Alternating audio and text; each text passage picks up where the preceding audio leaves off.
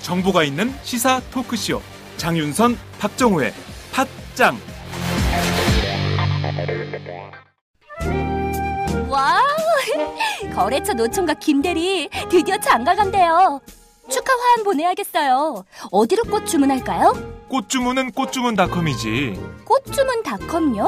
그럼 우리나라에서 축하 화한, 근조 화한 잘 만드는 꽃집이 다 모여 있어. 가격, 품질, 배송 전부 다 꽃주문닷컴. 전화번호부터 적어도 1544-6430. 꽃주문닷컴은 언제나 좋은 상품과 정확한 배송으로 소비자의 만족을 추구합니다.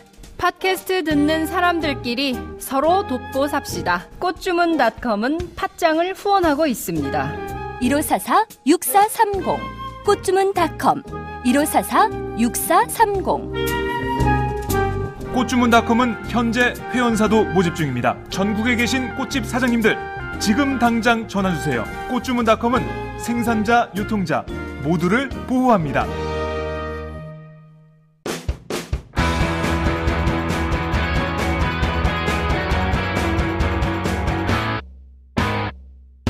색깔 있는 인터뷰.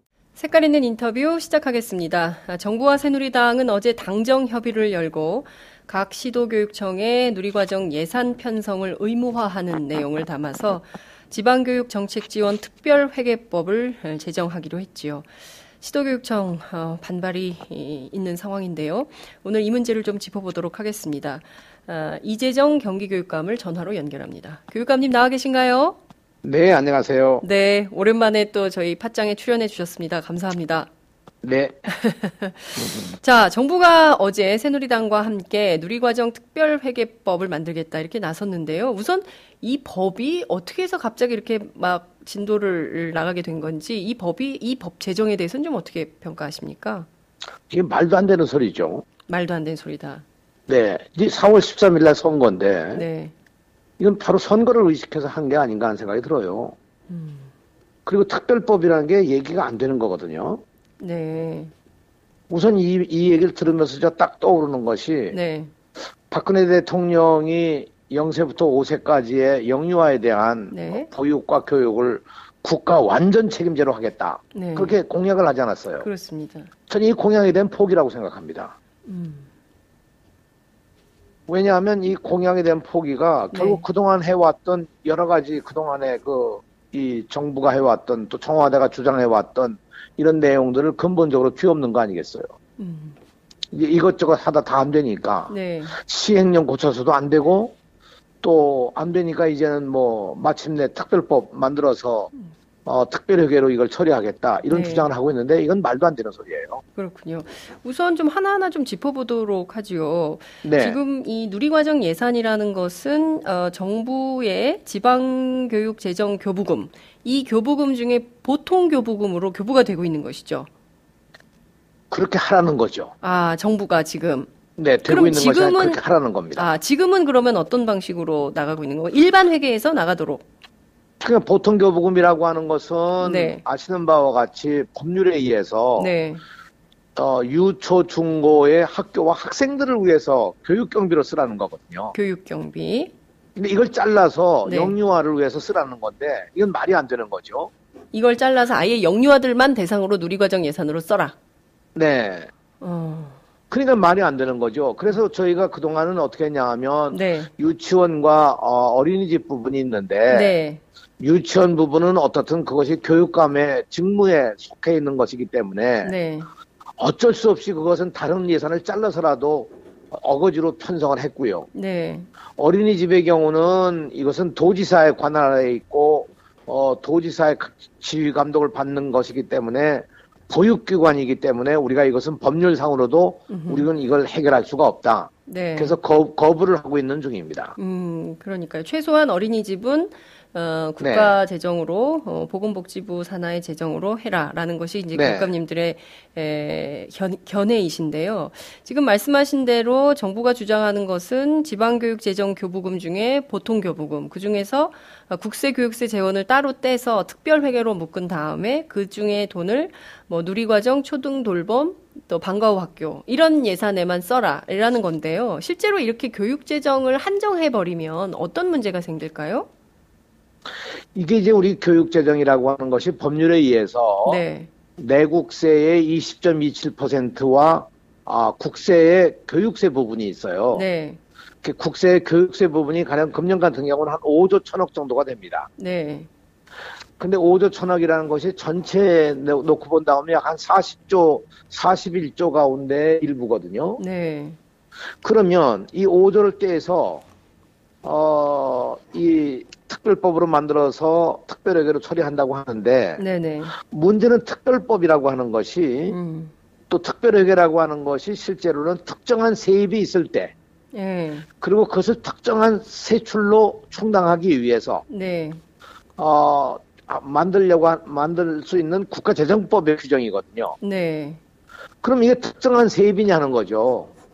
이것이 국세 부분이라는 것도 유초중고의 교육을 위한 교부금의 세입으로 잡은 건데 네. 이걸 떼서 특별한 세출, 다시 말하면 누리과정과 방과후 돌봄으로 쓴다고 그러면 네. 이것은 정말 이제까지 그 법률의 체계와 법률 정신을 완전히 훼손하는 정말 법률 질서의 파괴 행위예요. 지금 법률 질서 파괴 행위다. 대통령이 지금 법률 질서 파괴 행위를 하고 있다 이렇게 보시는 겁니까? 아니 이건 대통령은 아니고 지금은 당정이 이렇게 합의했다고 그러니까 네. 당정이 파괴하는 거죠. 당정이 파괴한 것이다. 네, 새누리당은 법률을 만들기 위해서 국회에 참여하고 있는데 네. 이 사람들이 이렇게 하면 되겠습니까? 그리고 정부도 그렇죠. 이제까지 시행령으로 안 되니까 네. 이제 와서는 이렇게 그 국가재정법에 규정된 내용도 어거지로 훼손하면서 네. 이렇게 특별법 만들겠다는 게 말이 안 되는 거고요. 네. 정말 납득할 수가 없어요. 네. 지금 저희가 이제 언뜻 생각하기에도 특별법에 해당되는 것은 예컨대 뭐 세월호 참사가 있었고 이 진상규명을 밝히기 위해서 특별법을 따로 만들어서 이 특별한 사건에 대해서 다루는 문제들을 다룰 때 특별법을 만드는 거 아니겠어요? 그죠? 과거의 교육에 있어서도요, 네. 특별회계를 위한 특별법이 있었어요. 어떤 것들이 있었습니까? 이제 1990년부터 1992년까지, 네. 그 1996년부터 2000년까지, 예. 이 학교가 모두 다 시설도 엉망이고, 이 화장실도 문제가 있고, 네. 건물도 문제가 있어서 그런 네. 교육 환경 개선을 위한 특별회계를 만들었거든요. 네. 이것을 만들 때 지방재정 교부금으로는 할 수가 없으니까, 네네. 웬 지방재정 교부금이라고 하는 것은 아까 말씀드린 바와 같이 유초중고의 교육을 위한 기본 경비이기 때문에 기본 경비. 네, 이걸 손댈 수 없어서 특별회계로 해가지고 당시에 한 6조 1천억을 네. 부담한 바가 있었어요. 그러니까 이렇게 하는 게 특별회계거든요. 그러니까 이 지방재정 교부금으로서는 도저히 충당할 수가 없어서 네.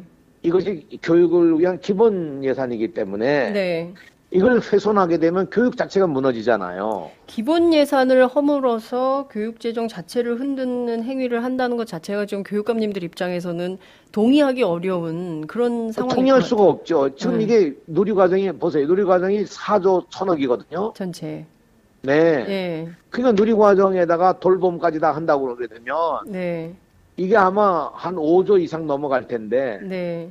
이 돈을 가능 떼서 그냥 보통 교부금에서 떼서 이 특별회계를 해가지고 누리과정을 하도록 한다 그러면 학교 교육을 뭘로 하겠습니까? 그동안도요 벌써 이미 2012년에 우리 학교 교육에서 가장 중요한 교수 학습 활동 지원비. 네. 이게 가장 중요한 거예요. 교수 학습 활동 지원비가 예. 2012년도에 4조 6천억 있는 것이 네. 2015년도에 2조 9천억으로 줄었어요. 절반 가까이 줄었네요. 네, 이런 상황인데 예. 교육이 이미 무너지고 있는 상황인데 예. 여기서 또 4조를 빼가지고 누리과정을 하라고 그러면 네. 지금 교육을 포기하겠다는 거죠. 그럼요. 참 큰일입니다. 참 있을 수 없는 일이 벌어지는 것 같은데요. 지금 이 누리과정 정부가 원래 박근혜 대통령 공약에 따르면 국가 완전 책임제로 한다고 했는데 그건 뭐 논외로 친다 하더라도 최소한 정부가 재정을 마련해서 그러니까 돈이 없어서 누리과정 못 한다는 거였지 않습니까? 그러면 별도의 예산을 따로 마련해서 교육감들이 집행할 수 있는 예산을 마련해 주는 게 정부의 정책이어야 되는데 그게 아니라 기존에 있던 기본 회계에서 또 이걸 특별 회계로 만들어 가지고 하라. 그럼 있는 돈에서 더 하라는 건데 그럼 결국엔 다른 예산들을 다 줄일 수밖에 없는 다른 데 돈을 쓸 수 있는 여력이 전혀 없게 만드는 이런 상황이 되는 거예요.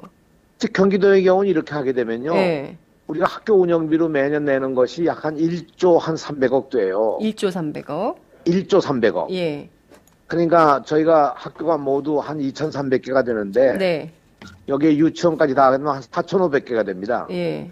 여기에 이제 운영비로 주는 것이 1조 330억인데 네. 학교마다 주는 학교 전체에 주는 네네. 것이. 예. 그래서 1조 330억을 헐어서 그러면 예. 가령 어린이집의 부분에 5,459억이 금년에 필요한데 네. 이걸 쓰라고 그러면 학교 운영비를 50% 줄이라는 얘기인데요. 학교 운영이 되겠습니까? 그러게요. 이거 매우 심각한 이건 문제인데요. 아니 보통 심각한 얘기가 아니고요. 예. 이건 도대체 학교 현장을 뭘로 보고 이렇게 당정이 이런 합의를 하는지 돈이나 선거 며칠 앞당겨 놓고 하는 거 의도가 뭔지 저는 정말 납득을 할 수가 없어요. 네. 말씀하신 대로 지금 전체 경기도만 보더라도 전체 학교 운영비 중에 절반을 어린이집 누리과정으로 쓰라고 하면 나머지는 쓸 수 있는, 그러니까 일단 일 자체가 안 되는 거 아닙니까? 학교 운영 자체가 안 돌아가게 되는 상황이 될 거 아니에요? 학교 운영이 안 되는 거죠. 근데 아까 우리 장 선생님 말씀하시는데 돈이 없어서 못하는 거다. 그게 네. 아니에요. 네. 법률로도 안 되는 거고요. 네. 정말 법률로 안 되는 거고 두 번째는 이것이 법에 정한 이 일반 교부금이 학교를 위해서 쓰라고 하는 건데 네. 이걸 돌려서 누리과정을 위해서 쓸 수가 없는 거고요. 만약 이렇게 쓰면 우리들이 법을 어기는 게 돼요. 교육감님들이. 네. 그리고 세 번째는 이렇게 해가지고는 교육이 살아날 수가 없어요. 그 저희가 이 교육을 지키기 위해서 네. 적어도 도민들이 우리를 뽑아주셨으니까 네. 그 책임을 다해야 되지 않겠어요. 그렇습니다. 근데 우리에게 이렇게 이 학생들과 교육을 지키기 위해서 노력을 하는데 우리를 바로 정치적으로 이렇게 주장하고 있다. 이렇게 얘기를 하고 있는데 나는 우리가 정치적인 게 아니라 정말 당정 합의가 이번 선거를 앞두고 정치적으로 하는 거 아니겠습니까? 네. 자, 제가 보기에는 이게 이제 선거 앞두고 선심성 공약도 많고 그런데 왜 당정이 이게 뭐 반발이 있을 게 너무나 자명한 상황에서 선거 앞두고 왜 이런 합의를 했다고 보십니까? 전 모르겠어요. 그러니까 이영 차관도 이 네. 발표를 하면서 네네. 이야기한 것이 별도의 재원이 없다. 현재 일반 교금을 충당하고 있는 국세 부분의 교육세 네. 부분을 떼서 특별 회계로 해서 이것을 부담하도록 하겠다. 그건 말도 안 되는 소리거든요. 아니 교육부 차관이 인정한 거 아니겠습니까? 별도 재원이 있어야 하는데 네. 별도 재원은 없고 없다. 예. 그러니까 국세 부분에서 이걸 떼서 하겠다. 그럼 교육부 스스로가 이거 별도 재원이 필요한데 별도 재원이 없다고 인정한 거 아니겠어요? 네. 근데 지금 새누리당의 김종훈 정책위 의장은 이런 얘기를 했어요. 누리과정 예산을 볼모로 해서 정치 투쟁에 나선 일부 무책임한 교육감들 때문에 이 누리과정 자체에 문제가 생기고 있어서 이번에 이렇게 특별회계로까지 묶을 수밖에 없게 됐다. 이런 주장을 하고 있거든요. 그거는 정말 언어도 다니고 교육감들의 명예를 공개적으로 훼손하는 일이라고 생각해요. 도대체가 누가 누구를 볼모로 하고 있다는 얘기예요? 오히려 역으로 본다고 하면 교육감을 갖다 겁박하면서 이렇게 어거지로 말도 안 되는 걸 하는 거 아니겠습니까? 자기들 스스로가 네. 시행령 만들어서 하다가 안 되니까 네. 이제 특별법 만들다는 얘기 아니겠어요? 그럼 자기도 스스로가 잘못한 건 인정한 거죠. 시행령이 위법한 거를 인정한 겁니다. 네. 시행령으로 안 되는 거거든요, 그게요. 네. 이미 그건 헌법재판소에 판례도 있고 대법원 판례도 있어서 네. 그런 시행령이 모법을 위반했을 때는 그 시행령 자체가 효력이 없는 거거든요. 네. 그러니까 이제 그걸 인정하고 지금 이제 특별법 만들어서 특별회계로 하겠다는 건데 네. 특별회계로 하겠다는 이 자체가 법적으로 근거가 없고 법률로서도 말이 안 되는 거거든요. 네. 네. 말씀하신 대로 법률적으로도 근거가 없고 말이 안 되는 일을 지금 정부하고 여당이 하겠다고 이제 나서는 일인데요. 무엇보다 이런 내용이 좀 있습니다. 이번에 만약에 이 법에 따라서 교육감이 특별회계를 편성하거나 집행하지 않는다면, 그러면 지방자치단체장이 직접 대신해서 편성할 수 있도록 하는 권한을 준다. 이런 내용이 또 포함이 되어 있습니다. 교육감이 이를테면 이 예산을 편성하거나 집행하지 않을 때에는 아예 그냥 그 권한을 지방자치단체장에게 준다. 뭐 이런 뜻이거든요. 이거는 좀 권한 침해에 해당하는 거 아닙니까? 아니, 권한 정도가 아니고요. 네. 이건 정말 헌법 정신을 모독하고 헌법을 파괴하는 거예요. 헌법 정신을 모독하는 거다. 왜냐하면요, 헌법에 어떻게 되어 있냐 할 것 같으면, 네. 이 교육 자치라고 하는 것을 민주주의와 지방자치와 교육차주를 지키기 위해서 교육감을 직선제로 하고 이 헌법 정신에서 교육을 지키는 거거든요. 네. 이것이 교육의 정치적 중립성과 자주성과 전문성을 지키기 위한 거고, 이렇게 해서 이 정신을 지켜야 된다는 것이 2000년 3월에 헌법재판소가 이미 이것을 재판을 한 겁니다. 이것이 헌법이 지켜내려고 하는 지방교육 자치의 헌법적 가치를 얘기하고 있는 건데요. 네. 이걸 파괴하는 거죠. 왜냐하면요, 지방교육 자치에 관한 법률 제20조에 보면 네. 교육감의 사무에 첫째가 조례안을 제정해서 제출하는 거고, 네. 두 번째가 예산안을 편성해서 의회에 제출하는 거거든요. 아하. 그럼 이 근본적으로 교육 자치를 훼손하는 거 아니겠습니까? 네. 그럼 이게 헌법 정신을, 헌법적 가치를 훼손하는 거죠. 네. 나는 정말 새누리당이 네. 정신 나간 사람들이지, 이게 지금 선거를 앞두고 어떻게 국민들 앞에 이런 얘기를 하겠습니까? 네. 그러니까 선거 참 기가 앞두고 좀 막혀요. 국민들한테 도움이 되는 얘기를 해야 되는데, 결과적으로는 이렇게 교육감들을 압박하고, 앞서 이제 교육감님 말씀하신 대로 지금 교육감들을 겁박하고 있다, 당정이, 이런 이제 비판을 해 주셨는데요.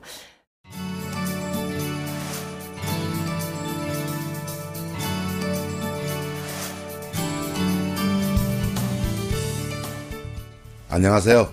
순대곱창 버섯 전골 전문점 순고민의 대표 안영근입니다. 순고민이란 브랜드는 고급 수제 순대와 한우 곱창을 융합하여 첫머리자를 따서 지어낸 브랜드입니다. 참 정감 있으시죠? 현재 순고민에는 전국 53개점이 오픈하여 투자 대비 점주님들의 만족도가 매우 높은 브랜드라 자부합니다. 전국에 많은 프랜차이즈 업체가 있지만 순고민의 프랜차이즈는 가맹 전주님과 상생한다는 기업 이념으로 판매가 대비 높은 마진을 보장하여 드리므로 어느 프랜차이즈 업체보다 높은 마진율을 보장하여 드린다고 자랑하고 싶습니다. 순고빈의 메뉴의 컨셉은 우리나라의 전통 먹거리 전골 메뉴로서 술안주로 그리고 식사 대용으로 많은 고객님들이 순대 맛이 일품이며 술안주로서 딱이다며 입에 칭찬이 마르질 않습니다. 최고는 아니지만 최선을 다하여 가맹전순진과 그리고 소비자 여러분과 함께하는 순고빈의 프랜차이즈가 되겠습니다. 다음과 네이버에 순고빈회를 검색해 보시고 창업 문의는 051-555-6611 051-555-6611 홈페이지는 www.한글로 순고빈회.com으로 문의하여 주십시오. 정말 맛있습니다.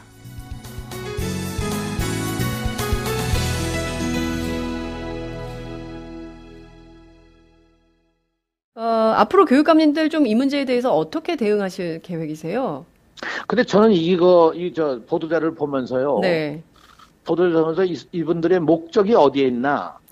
이 누리과정 예산도 아니고 특별회계도 아니라고 생각해요. 교육감 직선을 해놓고 보니까 네. 이게 문제가 있다. 그냥 직선제 폐지하자. 뭐 이런 거 아니겠습니까?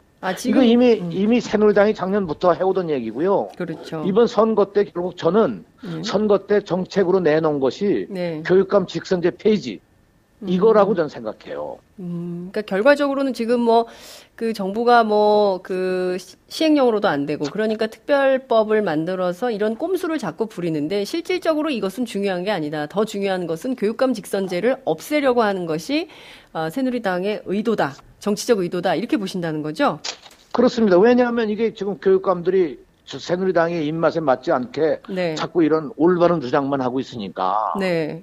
이게 아마 속상하겠죠. 더군다나 예. 대통령 공약에 대해서 네. 우리가 자꾸 이거 대통령 공약 지켜라 해서 10명이 넘는 교육감들이 청와대 앞에 가서 1인 시위를 하고 그러니까 그렇습니다. 이거 못 보겠다 이런 거 아니겠습니까? 그러나 네. 정말 중요한 거는요. 네네. 교육에 대해서 정치적 중립성과 자주성과 전문성을 지켜야 한다는 헌법적 가치.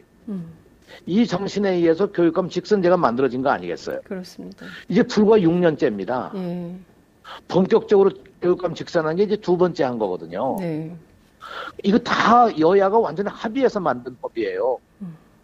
근데 이걸 갖다 지금 와서 뒤집겠다? 저는 이거는 말도 안 되는 소리라고 생각해요.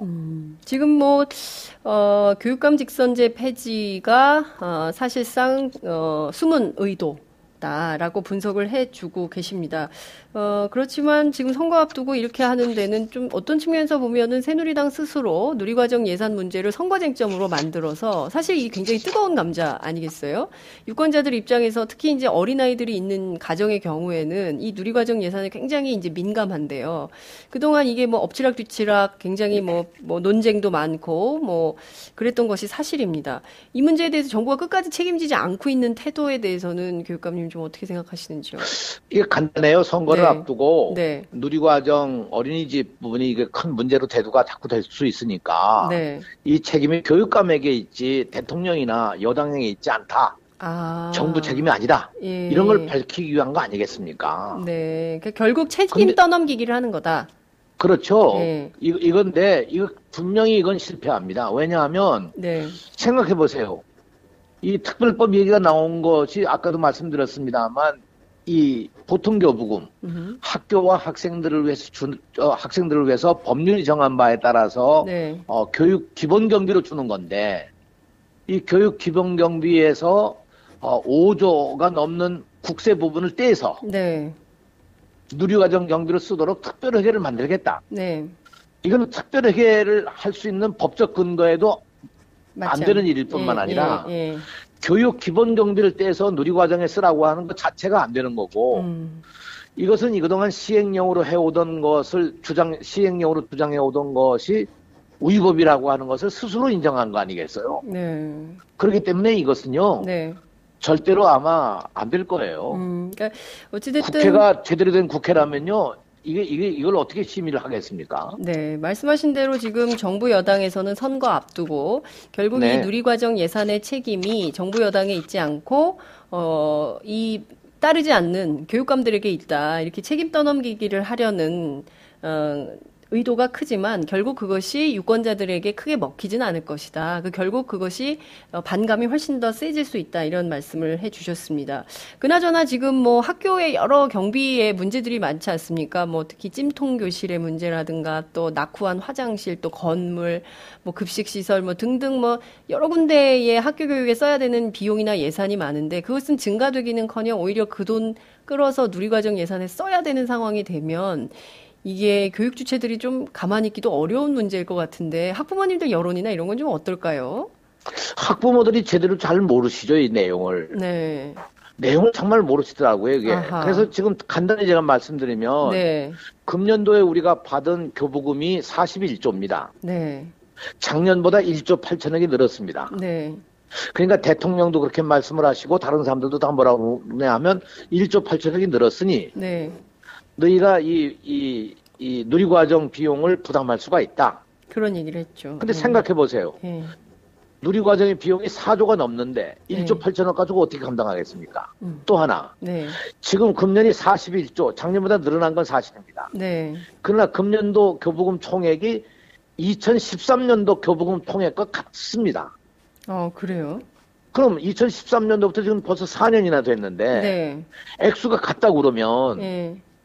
이게 지금 현재 물가 상승률이나 인건비 상승이나 전혀 뭐 반영이 안 학급수가 늘어난 거나 전혀 반영이 안 되고 완전 지금 후퇴하고 있는 거거든요. 이 후퇴한 상태에서 4조 원이 넘는 누리과정을 강제로 해라. 이거는 정말 이젠 뭐 교육 그만하겠다는 얘기밖에 더 되겠어요. 그러니까 결국에는 박근혜 대통령 본인 공약을 안 지키는 것뿐만 아니라 기본 경비까지 흔들어서 이게 좀 교육 재정에 타격을 미친다면 정말 교육감님들 그 학교 현장에서 일하시기 너무 힘드실 것 같다는 생각이 좀 듭니다.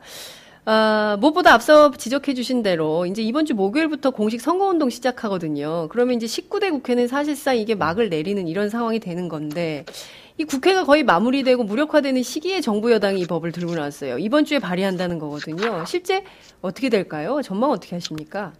저는 논의 자체가 어려울 거라고 생각해요. 논의 자체가 어려울 것이다. 네.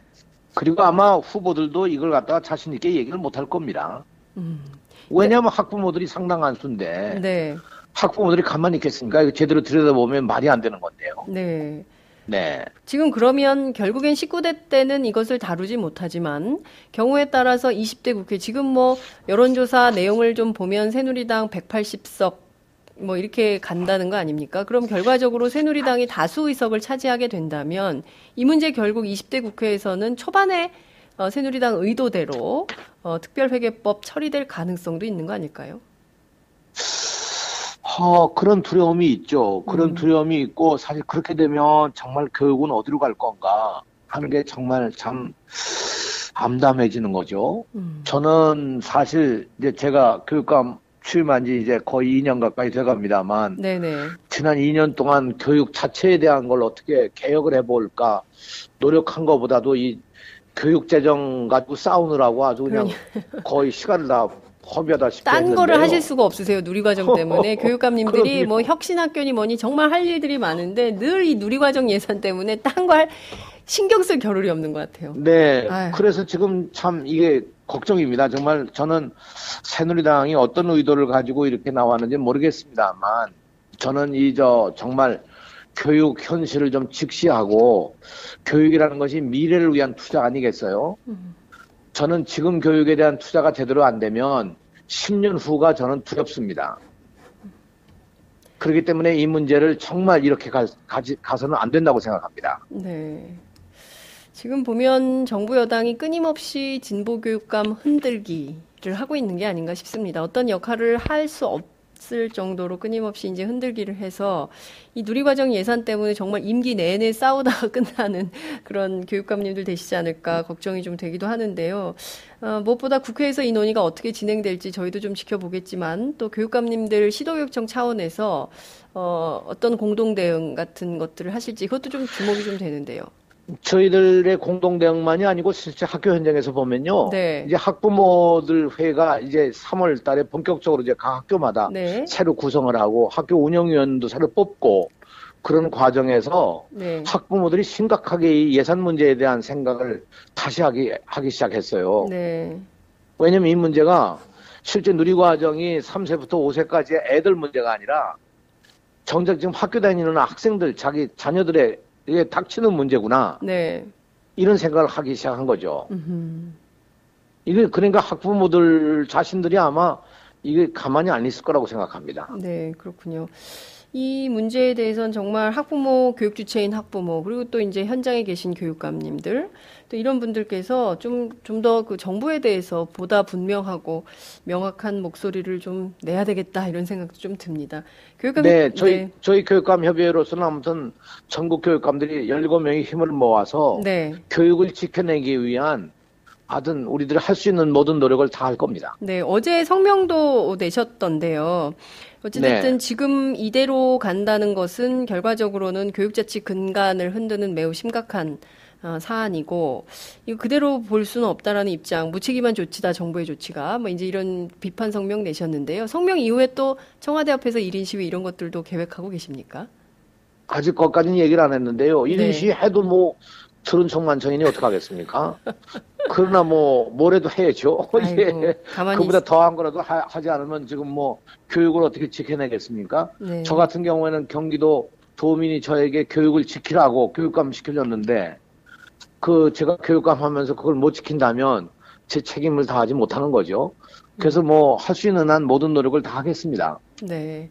네, 아유, 근데 참. 언론에서 잘 좀 도와주세요. 그러니까요. 저희가 스피커가 좀 더 커졌으면 좋겠다는 간절한 소망이 점점 많아져요. 왜냐하면 이런 소중한 목소리들이 정말 그 큰 언론들에서 다 다뤄줘야 되거든요. 그래서 합리적인 토론, 설득 뭐 이런 게 있어야 되는데 전혀 단절돼 있기 때문에 정말 언론 환경이 매우 심각하다 이런 말씀도 더불어서 드릴 수밖에 없습니다. 교육감님 오늘 말씀 잘 들었습니다. 고맙습니다. 네, 네, 안녕히 계십시오. 네, 지금까지 이재정 경기교육감과 함께했습니다.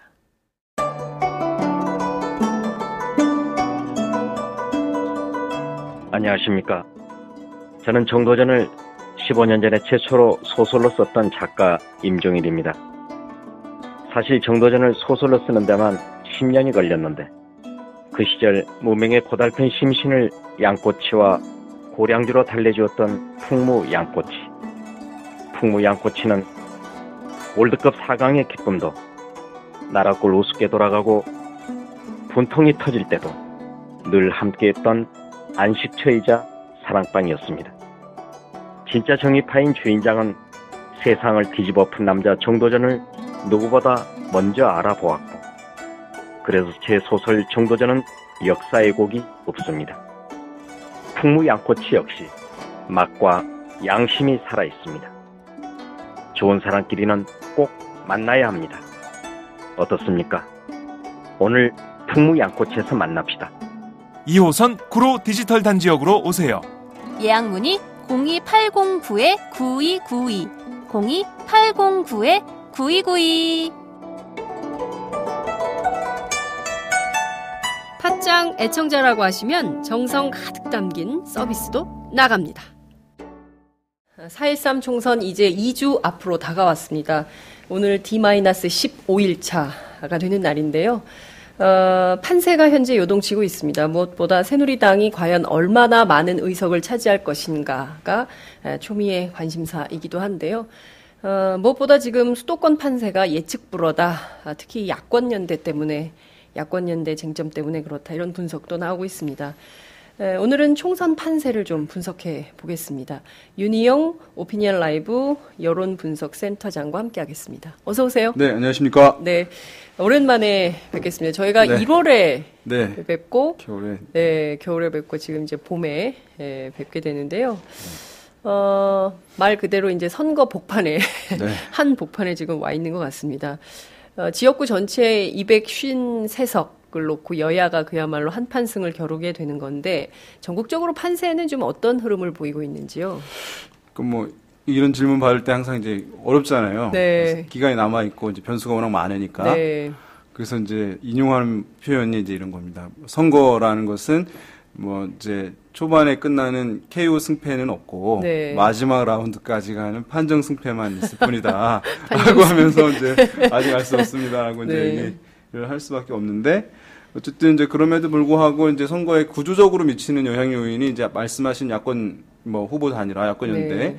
이제 이 부분 야권이 분열되어 있는 상황이 워낙 이제 결정적인 변수이기 때문에 지금 이제 그것이 원활하게 진행이 안 되고 있는 상황이라는 점을 감안하면 이제 야권의 어떤 심판 기류는 훨씬 이제 강하다고 보이거든요. 네. 예, 그런데 그것을 이제 하나로 모아내는 그릇이 이제 깨져 있는 상황인 거예요. 네. 심판 기류는 높지만 그 심판 기류를 위력으로 전환시킬 수 있는 그릇 자체가 깨져 있는 것이니까. 네. 또 다른 표현으로 하면 정권 심판이라는 게 이제 회초리를 정부 여당에 드는 거거든요. 네. 예, 그런데 그 회초리가 부러져 있는 상황이니까 그런 면에서 봤을 때 지금 야권은 상당히 좀 어두운 미래가 이제 어두운 상황인 것은 이제 분명해 보이고. 네. 예, 그래서 이것이 원활하게 안 될 경우에는 이제 야권의 어쨌든 지금 이런 기류들 높은 네. 기류들을 어쨌든 그것이 이제 긍정적인 효과가 나오기보다는 네. 굉장히 그렇죠. 암울한 결과가 나올 가능성도 상당히 높은 상황이라고 보입니다. 예. 야권에게 매우 어두운 상황은 분명해 보인다. 이런 분석을 해주셨습니다. 네네. 근데 그거는 진짜 그렇게 보여요. 저렇게 다 분열되어 있는 상황이라면 당연히 여권 승 예. 이렇게 갈 수밖에 없겠다. 그러니까 여권 지층의 특성이라는 것이 이제 악재가 있지만 네. 지금까지 악재가 공천 파동이 굉장히 컸긴 했는데 네. 그 지역들 보면 일부 지역이고 네. 굉장히 국지적인 것이거든요. 그리고 이제 전반적인 여권 성향층들의 투표 의지를 뭐 약화시킬 수는 있으리라고 보여요. 네. 이제 결집들을 다소간 약화시킬 수 있지만 그것이 이제 조금씩 지역에 영향을 줄 수는 있지만 근본적으로 어떤 지지층이 네. 상당 부분이 뭉태기로 떨어져 나가는 것은 아니기 때문에 그리고 이제 여권 지지층, 야권 지지층들에 비해서 그 정당에 대한 충성도가 훨씬 더 높아요. 보면은 이제 만약에 이런 파동을 거쳤으면 여당의 지지율은 급격히 떨어졌어야 되는데 그렇죠. 사실 이제 그런 변화가 크지 않거든요. 네. 예, 그런 면에서 봤을 때 이제 고령 유권자들 같은 경우에 투표 적극성은 높고 그러면 투표 참여한 사람들의 그 점유비는 더 올라가는 거거든요. 네. 그러면은 공천 파동의 그 여파가 네네. 실제 선거에서는 여당에게 그렇게 크게 나타나지 않을 가능성도 이제 있고. 아, 그렇군요. 예. 대개의 경우에 새누리당 의원들 저희가 취재를 해보면 이른바 김무성의 당인 파동, 뭐 옥새 네. 파문이라고 언론들은 하지만 왕정 시대도 네. 아닌데 옥새는 좀 너무한 것 같고요. 어찌됐든 그 당대표 직인하고 당인 가지고 이제 한판 큰 소동을 빚었는데 수도권 의원들은 저것이 수도권 민심의 판세에 큰 영향을 미칠 거다 이렇게 얘기를 하는데 실제 그렇지 않다는 얘기잖아요. 그렇죠. 이제 그것 영향을 주겠죠. 뭐 긍정적인 영향을 주는 건 아니기 네. 때문에. 그래서 이제 그것이 이제 빨리 해소되어야 한다는 차원인 거죠. 왜냐하면 그게 이제 지속될 경우에는 네.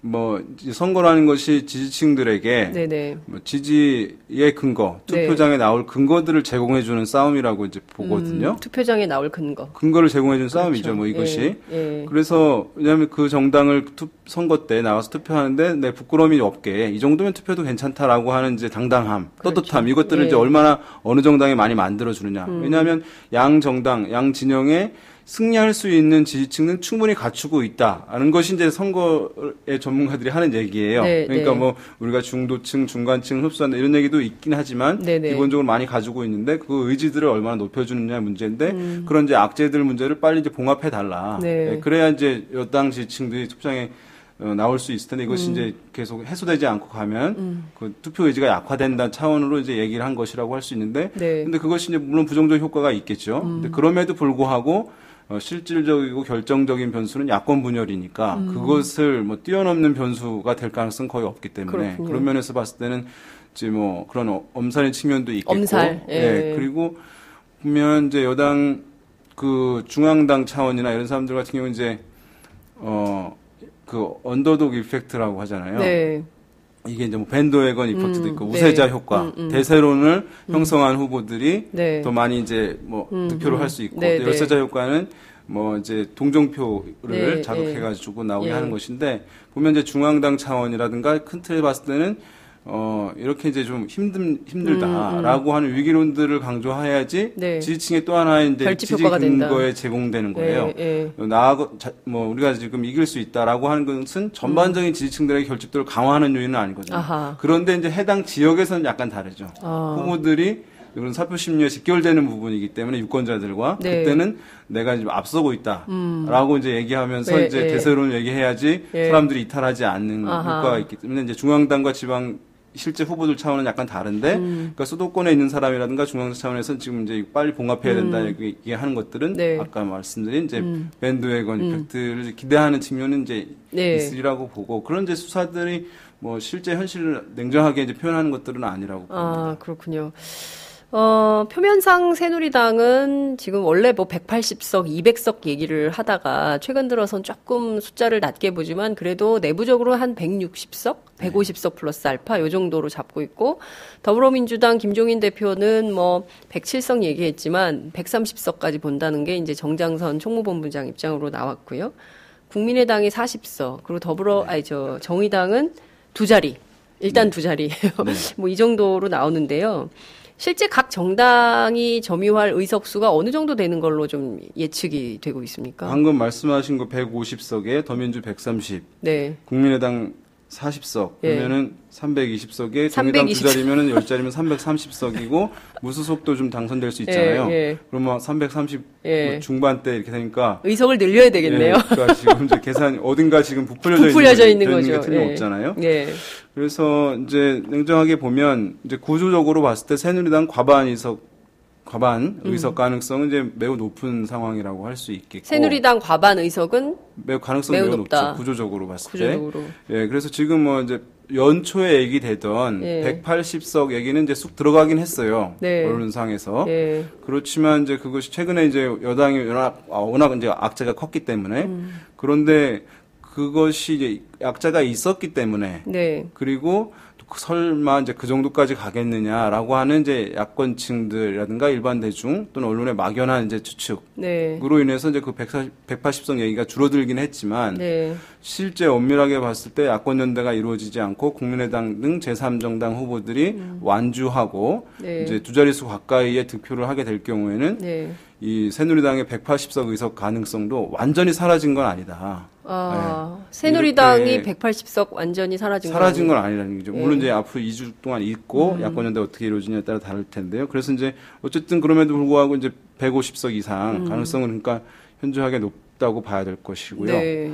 지금 더민주랑 국민의당은 이게 연동돼 있어서 예. 사실 독립적으로 여기는 몇 석, 여기 몇 석이 나올 수가 없어요. 아. 왜냐하면 이제 더민주가 많아지게 되면 국민의당은 줄어들 수밖에 없고 국민의당이 예. 많아지면 더민주가 줄어들 수밖에 없는 거잖아요. 예, 예, 사실은 예. 그것이 새누리당 의석에 영향을 주기보다는 더 국민의당이 원래 네. 자기들이 뭐 새누리당 의석을 뺏어온다 그랬는데 전혀 그게 아니라는 건가 아까 보죠? 뭐 보수 성향층들 같은 경우에 근본적으로 지지층이 이제 흔들렸던 건 아니기 때문에 네. 그 가능성 이제 많지 않았고 아, 어쨌든 간에 그러니까 초반에 야권 새누리당 지지율이 빠진 이유가 국민의당 지지율을 높이는 뭐 이런 효과가 있었다 그랬는데 실제 이번 선거에는 전혀 영향을 못 미치는 저는 거네요. 크게 그 영향을 주지 못하고 있고요. 어쨌든 뭐 지금 야권표 나눠 먹는 시기인 거네요. 예, 그럼. 뭐 야당도 어쨌든 정부 여당에 대한 심판 얘기를 하는 것이니까 네네, 대통령과 각을 세우고 있는 것이니까 결국 이제 야권 지지층 놓고 경쟁하는 구도이니까 그렇군요. 예, 물론 새누리당의 지지 성향이 있던 사람들이 국민의당 지지하는 경우들이 없지는 않겠죠. 뭐 그것은 이제 완전히 제로인 경우는 없겠지만 그렇죠. 그것이 이제 야권 표를 흡수하는 것의 뭐 절반 이상, 절반 정도 이런 것은 전혀 아니니까. 네. 그리고 이제 국민의당은 40석을 얘기했는데 이건 이제 실제보다 약간 좀 많이 부풀려진. 예, 왜냐하면은 국민의당 같은 경우에 이제 가능성을 보여주어야 네. 이제 지지층들을 불러올 수 있다고 하는 측면이 이제 있기 때문에 신생정당으로서 네. 이렇게 얘기하는 것이긴 한데 이제 호남 같은 데를 보면은 뭐 이른바 세대 분리 현상이 좀 나타나고 있어서 호남은 세대 광주 등 호남에선 예. 그러니까 20대, 30대, 40대의 젊은층 같은 경우에는 더민주에 대한 또 더민주 후보에 대한 관심과 지지가 있는데 비해서 네. 50대와 60세 이상의 고령층에서는 국민의당과 이제 그 국민의당 후보에 대한 이제 관심과 지지가 좀 비교적 뚜렷하게 나타나고 있어요. 아, 예. 예, 그러니까 지금 이제 큰 목소리를 내는 것이 호남에서 뭐 전석 얘기하는데 그것은 이제 쉽지 않겠습니다만은 이제 아까 말씀드린 대로 고령층 같은 경우는 투표 참여율이 높잖아요. 그렇죠. 그러면 실제 우리가 여론조사 결과 같은 경우는 모든 유권자들이 모두 다 참여한다는 전제하에 나오는 이제 네. 결과들이에요. 그런데 선거 결과는 투표한 사람들의 여론이거든요. 예. 그럼 투표한 사람들에 있어서는 50대 이상 참여자들이 많아지니까 거기에 약간 가중치가 들어갈 수 있는 것이거든요.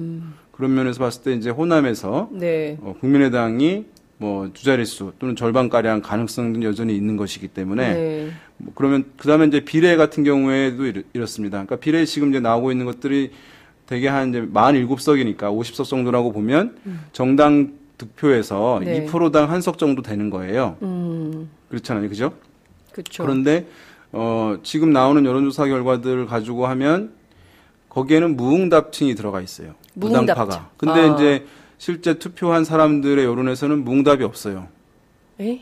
실제 투표한 예, 사람들에서 예, 그렇죠. 무응답 없잖아요. 예, 예, 예. 그러니까 그때는 이제 한 20% 정도의 무응답이 있게 되는 것이거든요. 여론조사에서는. 예, 예. 근데 그게 빠지고 다시 계산을 하는 것이거든요. 100%로. 그렇게 되면 각 정당의 정당 득표율이 실제 여론조사 결과가 그대로 반영된다 하더라도 좀씩 올라가게 되는 거예요. 아, 예, 그러면은 국민의당도 이제 두 자릿수 이상을 기대하는 것이죠. 두 자릿수 예, 이상. 그러면은 이제 비례의석에서 5석을 초과하는 예, 가능할 수도 있다고 이제 내부에서 보는 것이고. 네. 그래서 어쨌든 간에 40석은 뭐 어렵겠습니다만은 이제 원내교섭단체 구성할 수 있는 20석 정도는 국민의당도 이제 가능하다고 보이거든요. 이제 그런 상황에서 그렇게 되면 이제 더민주 같은 경우에 네. 이제 또 타격을 받을 수 있는 것이고 그 수치가 이제 130석이 그게 봤을 때는 좀 만만한 숫자는 아니라고 보여요. 예. 그러니까 김종인 대표가 지난번에 107석 얘기한 것이 네. 이제 책임을 져야 하는 사람들의 목표치를 이제 가장 낮게 정하는 것이 이제 네. 일반적이긴 하거든요. 그렇죠. 나중에. 예. 그런데 그럼에도 불구하고 그 107석 얘기가 예. 상당히 이제 어떤 면에서는 현실적인 목표일 수도 있는 것이죠. 그렇군요. 예, 그래서 뭐 새누리당 한 160 또는 더민주는 뭐 한 110석 네. 대 네. 국민의당 한 20석 네. 그다음에 정의당이 뭐 이제 5석에서 10석 사이 네. 그다음에 10석에서 5석. 예, 그다음에 뭐 무소속이 있고 뭐 그 정도 선으로 이제 지금 현재로는 얘기할 수 있을 텐데 또 이후에 이제 많은 변수들이 있는 것이니까요. 네. 예, 그건 자세한 것도 지켜봐야 되겠죠. 그렇군요. 이 160석에 이른바 유승민, 뭐 이재호 등의 어떤 새누리당에서 떨어져 나간 무소속도 포함된 숫자. 포함은 안 된 것이죠. 아, 예, 그러니까 무소속은 예. 빼고 그럼 새누리당만 160. 가능하다는 것이죠. 그게. 그러면 거기다 무소속까지 합치면 더 많아질 더 수 있는 많아지는 거네요. 그래서 그렇죠. 180석 얘기가 현실 가능하다는 얘기가. 그렇죠. 불가능한 얘기가 아니고 아니다. 전혀 이제 딴 세상 얘기는 아니라는 것인데. 근데 그 원유철 원내대표 200석도 얘기했었잖아요. 네네. 180에서 200석까지 갈 수도 있겠습니까? 여론조사 전문가들은 어떻게 보세요? 그럼 완전히 그러니까 이제 뭐 막 2대1에 서울 등 수도권 122석이잖아요. 예. 거기서 이제 수도권이 격차를 100, 예. 더민주 후보들이 이제 한 10% 포인트 이상의 격차를 예. 이제 내고 네. 국민의당 후보들은 10% 이내로 되고 그것은 이제 얼마만큼 많이 만들어지느냐 만약에 연대가 없을 경우에 네. 그 부분에 이제 따라서 달려 있는 것이고 만약에 네. 이제 야권층들이 뭐 이른바 얘기하는 이제 표 몰아주기 네. 이제 한 정당으로 덩치가 예. 큰 정당으로 몰아주는 전략적인 투표를 이제 하느냐 여부인 네. 것인데 예. 거기에 따라서 달려 있을 것인데 글쎄 이제 그 부분 이제 얼마 나올지는 모르겠어요. 유권자들이 표 몰아주기 전략 투표가 예, 이게 어디로 귀착될지는 아무도 모르는 거 몰라. 아닙니까? 이게 왜냐하면 이제 대선이 아니기 때문에 그렇죠. 또는 이제 어느 지역마다 조명을 받는 재보궐 선거 같은 경우에는 그런 것들이 이제 좀 잘 나타나는 측면이 있어요. 네. 대선이라든가 몇 개 지역 하는 재보궐 선거 같은 경우에. 네, 네. 그런데 이거는 이제 253개 지역 투표가 이루어지는 것인데 네. 그 하나하나 지역들이 그렇게 이제 조명되는 건 아니기 때문에 그렇군요. 그런 부분에 또 정보가 있어야지 되는 거거든요. 네. 그러니까 국민의당 후보랑 어느 당 후보들이 이 사람 후보가 이제 현격히 앞서니까 네. 여기를 몰아줘야겠다라고 하는 건데 그 정보 제공이 대선 같은 경우 경선 같은데 이제 알 수 있잖아요. 전국적 차원이니까. 네, 네. 그런데 이거는 각 지역 나오는 것이어서 그 지역 유권자들이 그 정보를 충분히 알지 못하는 점도 예. 그걸 좀 제약할 수 있다. 그렇군요. 예, 라고 봅니다. 지금 뭐 윤희용 센터장께서 분석해 주신 내용을 보면 새누리당의 압승. 네. 뭐 이것은 그냥 자명한 사실로 앞선 귀결된다 이렇게 봐야 그래서 아까 제일 처음에 말씀드렸잖아요. 판정승. 네, 그래서 이제 아직 변수들은 많이 변수들은 이제 있으니까. 있어요. 예, 그래서 예. 이제 그것을 단정할 수는 없고 지금 상황에서의 이제 추측인 것이기 네. 때문에 이후에 그렇군요. 나타나는 이제 뭐 상황 변화들은 예. 반영이 안 된 것이라고 예. 할 수 있겠고, 네. 그래서 이제 심판 기류들이 이제 모아지면 얼마나 모아지냐. 심판 기류가 사실은 매우 강하게 형성이 그렇죠. 되어야 그것이 이제 아까 이제 제1야당한테 몰아주는 형태도 강화되는 것이거든요. 네. 그런데 지금 같은 경우는 더민주도 그렇고 이제 정부 여당에 대한 이제 심판 기류들을 만들어내기 위해서 공세가 강화되고 해야 되는데 물론 그거 하고 있겠죠. 네. 그렇지만 이제 언론을 통해서 대중들은 보는 것이니까 네. 부각되는 것은 서로 이제 더민주와 국민의당 간의 양방 간의 이제 네. 공방이 있는 거잖아요. 그렇죠. 그것이 이제 심판 기류들을 더 확대를 못 시키는 거예요. 그렇습니다. 말씀하신 대로 지금 상황은 강고한 새누리당이 크게 딱 자리를 잡고 있고 김종인 대 안철수 대 김종인 서로 그렇죠. 말폭탄을 쏘면서 뭐 호남에서 뭐 국민의당 찍으면 뭐 큰일 난다는 발언 이런 네. 것들을 이제 김종인 대표가 하고 또 안철수 대표가 우리 당을 더 이상 뭐 자극하지 말아라 이런 얘기를 하고 그러니까 둘이 싸우고 있는 거거든요, 지금. 맞습니다. 그래서 그 심판 기류를 이제 확산시키지 못하고 있고 이제 두 야당이 호남에 갇혀 있죠. 호남에 갇혀 있죠. 예, 호남에 맞습니다. 갇혀 있는 예. 상황이기 때문에 전국적인 흐름들을 창조해내지 못하고 있다고 할 수 있겠고, 여당에 있었던 이제 공천 파동이 이제 이런 효과를 줬죠. 그러니까 여권도 분열되었다라고 하는 인식을 대중들에게 좀 주면서 네. 야권의 이 어떤 후보 단일화, 네. 선거 연대 이런 압박 기류들을 모아내는데 그것이 이제 부정적 영향을 준 거예요. 여권도 분열되었고 네. 이른바 이제 언론에서 나오는 사실 그것에 동의하진 않지만 네. 다야다. 네. 그러다 보니까 야당도 일부지역이긴 한데 일부지역인데 불구하고 이제 그렇게 표현이 많이 되잖아요. 그러다 보니까 야권층들이라든가 이게 후보 단일화해야 된다, 선거 연대해야 된다 이런 기류들을 모아지게 하는데 그것이 이제 오히려 네. 제약하는 효과를 줬던 측면도 있다고 보여요. 그렇군요. 예. 지금 말씀하신 내용을 종합해 보면 새누리당이 160석 가정을 한다면 나머지가 더불어민주당이 110, 107석이라고 잡고 국민의당이 20석 잡는다면 127석 지금 있는 의석 그대로 유지되는 수준. 네. 밖에는 안 될 것 같아요. 정의당도 그렇고요. 그렇죠. 그렇게 된다면 19대 국회에서 큰 차이는 없을 것 같고 네. 여전히 여대 야소 국면의 국회가 될 수밖에 없다. 이런 전망도 가능할 것 같은데요.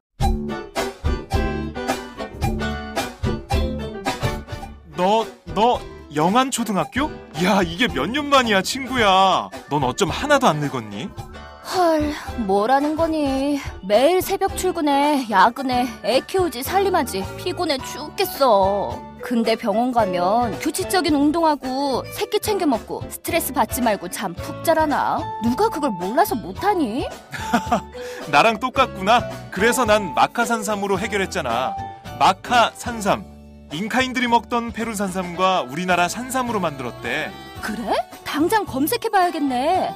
마카산삼. 아니야. 요즘 마카산삼 뜨니까 유사 제품이 많아. 영한네이처로 검색해봐. 검색창에서 영한네이처. 페루의 마카와 우리나라 산삼, 몸에 좋은 11가지 원료까지 하나로 만든 제품 마카산삼.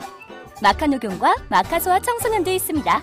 1일 2회 공복에 따뜻한 물과 함께 드세요. 영한네이처 마카산삼.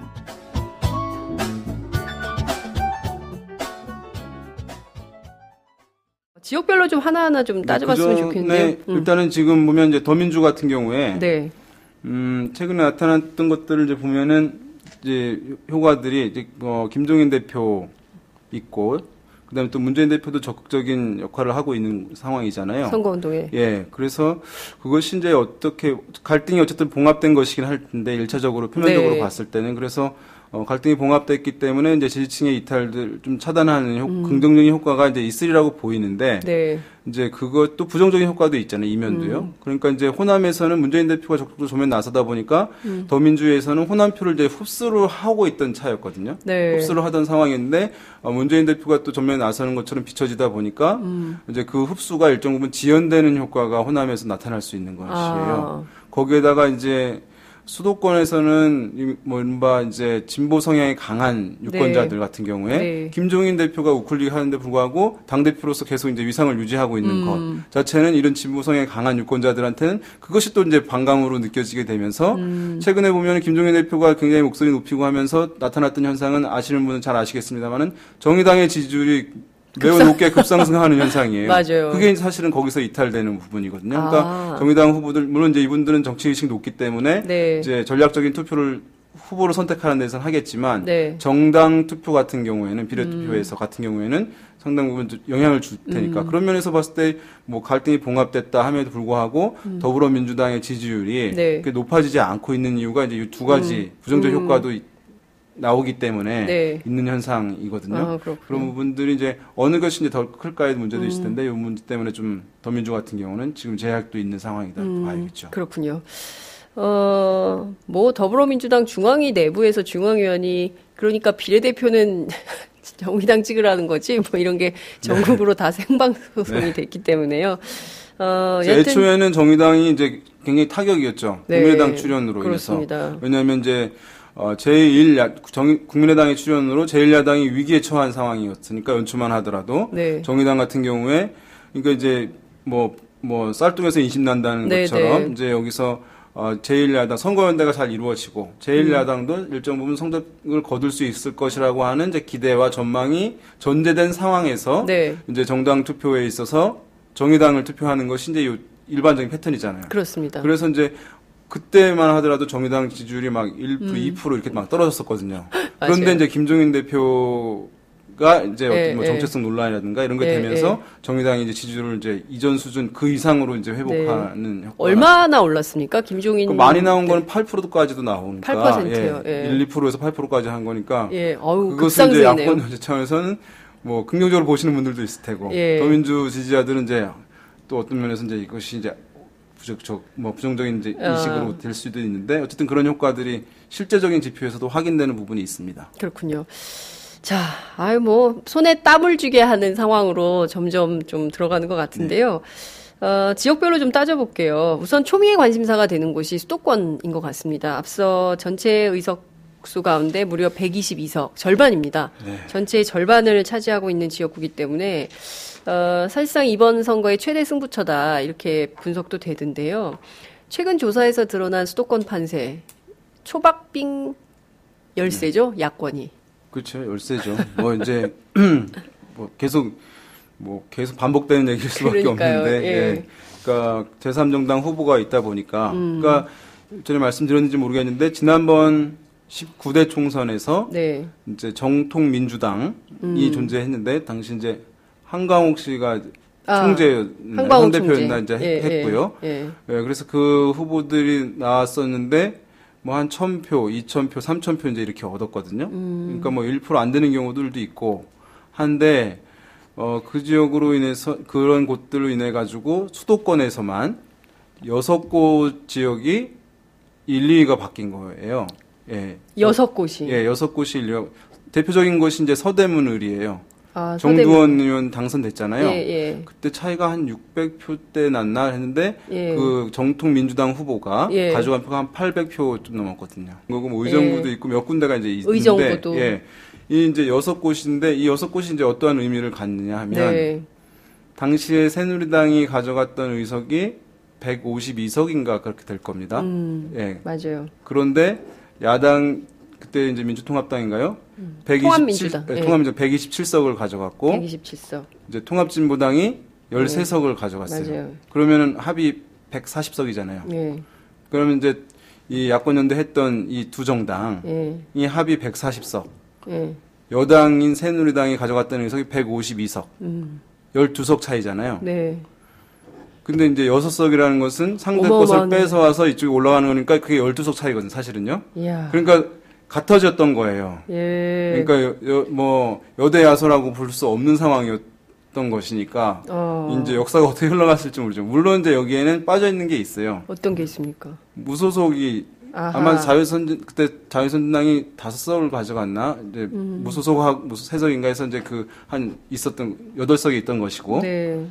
그래서 그거는 그때는 이제 총선 지나고 자유선진당하고 통합을 했거든요. 그러니까 그때까지만 하더라도 야당이긴 했죠. 그러니까 그 두 가지 무소속과 자유선진당을 빼고 했을 때는 같아지는 거였으니까.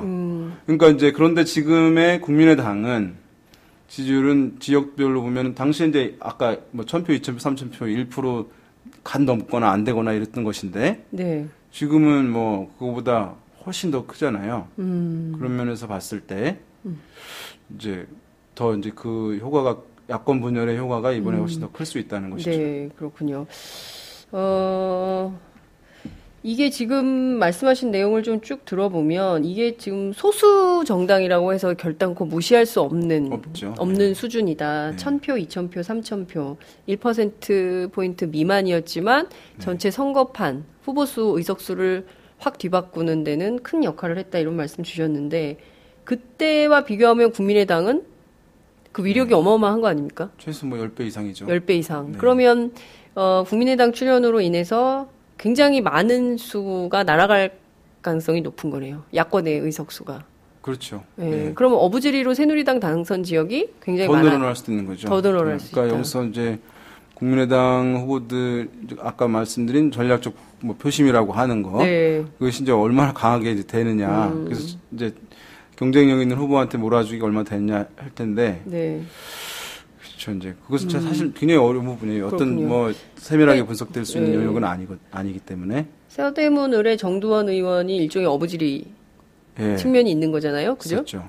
그러면 지금 그런 지역들이 굉장히 있잖아요. 많이 있다는 거죠. 새누리당 어부지리 지역이. 언론에 발표되는 여론조사 이제 결과들을 보시면 아시겠지만 국민의당 후보들이 적게는 5%. 네. 또는 뭐 두 자릿수 얻는 경우들도 이제 수도권에 많이 있거든요. 10%에서 15%까지 네. 점유하는 데가 상당히 많이 있습니다. 그렇죠. 아무리 이제 야권이 우세한 지역이라 하더라도 네. 서울 등 수도권이 네. 그런데 이제 막 10% 이상 격차로 이기는 경우도 또 많은 건 아니잖아요. 예, 그런 그러니까. 면에서 근데 봤을 또 때. 개별 후보자들 입장에서는 내 지지율이 10% 중반까지 오르면 굉장히 네. 포기하기 어려울 것 어렵죠. 같다는 그래서 생각이 이제 좀 들어요. 그러니까 이 야권 연대가 어떻게 진행될 것이냐의 네. 문제에 있어서 국민의당 입장에서는 이제 끝까지 완주해주길 뭐 이제 안철수 대표가 네. 이제 자율적인 단일화 하면 안 된다라고 그렇습니다. 이제 얘기를 배제한 뭐, 예. 하잖아요. 예. 그런데 그것은 이제 정당 득표율을 네. 높이고자 하는 측면이 있을 거예요. 첫 번째로는.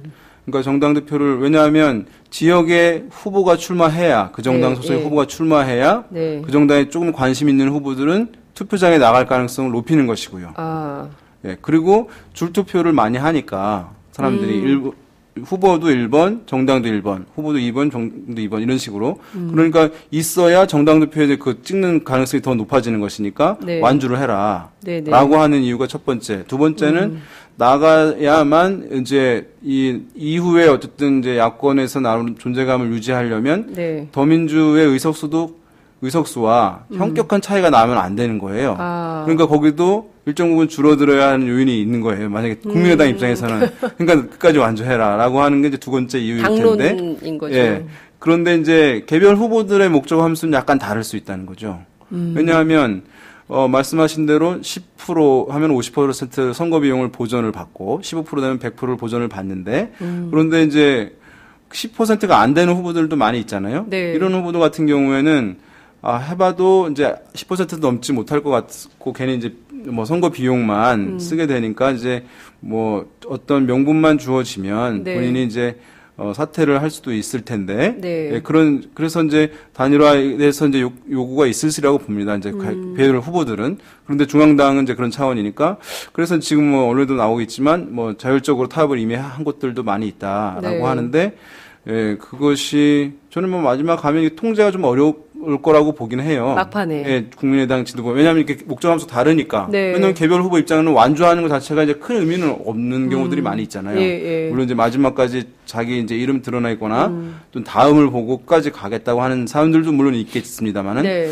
그래서 이제 어쨌든 간에 그런 면에서 이제 좀 추가적으로 단일화 같은 경우는 있을 수는 있을 텐데. 추가 단일화는 있을 수 예, 있다. 그런데 이제 이게 아주 폭넓게 뭐 전면적이고 대대적으로. 공식적으로 되는 건 아니니까 그게 이제 보면은 유권자들이 양당이 정당 야당들이 이제 전면적인 공식적인 선거연대를 한다 하면은 이것이 하나의 캠페인이 되는 것이거든요. 그렇죠. 그러니까 심판 기류도 만들어내는 것이고 캠페인이 되고 하니까 유권자들이 우리 지역의 단일 후보는 누구냐라고 하는 정보 습득이 이제 빠르게 됩니다. 그렇습니다. 누군가로는 된다는 예, 이제 예. 인식이 있으니까 그런데 자율적으로 하다 보면은 그 지역 유권자들한테 이 단일화되는 정보 충분히 전달이 안 되는 거예요. 아까 그렇습니다. 말씀드린 대로. 예. 예, 그러니까 그 효과가 이제 이 심판기를 더 만들어내면서 하는 것도 아니고, 그러니까 시너지 효과가 이제 충분하게 이전에 비해서는 높아지지 않을 수 있는 거죠. 한다 하더라도. 예. 그러니까 물론 이제 혼자 분산돼서 나가는 것보다는 월등히 이제 효과는 있겠지만 그런 부분이 이제 예. 있겠습니다.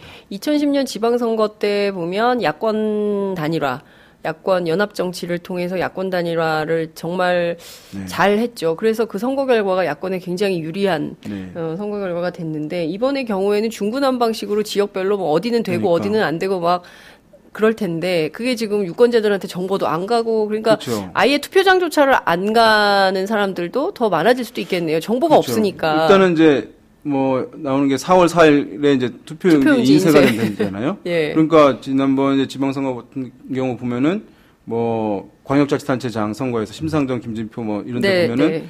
그쵸 사표가 뭐 그것을 뛰어넘었다 이렇게 얘기하잖아요. 네네. 그러니까 유권자들이 우리가 아니 이게 합리적 관점에서 모든 정보를 완전히 숙지하고 있다는 전제하에 얘기하는 것이지만 실제 안 그러니까 네. 가서 이제 쭉 부시시하게 가가지고 있는 것 중에 투표를 하고 뭐 벽보를 붙인다고 하지만 그거 네. 다 보는 것도 아닐 수 있거든요. 그러니까 사실 거기서 이탈하는 것들도 많을 수 있겠고 근데 투표율과 관련해서는 일단은 이제 이런 뭐 어떤 기류들이 뚜렷하게 만들어지는 것이 네. 아니고 또 뭐 최근에 이런 이제 정당들에 대한 뭐 문제들이 많이 노정되어서 네네. 정치 혐오를 높였고 네. 그래서 이제 투표율이 떨어질 거라고 하는 시각이 있어요.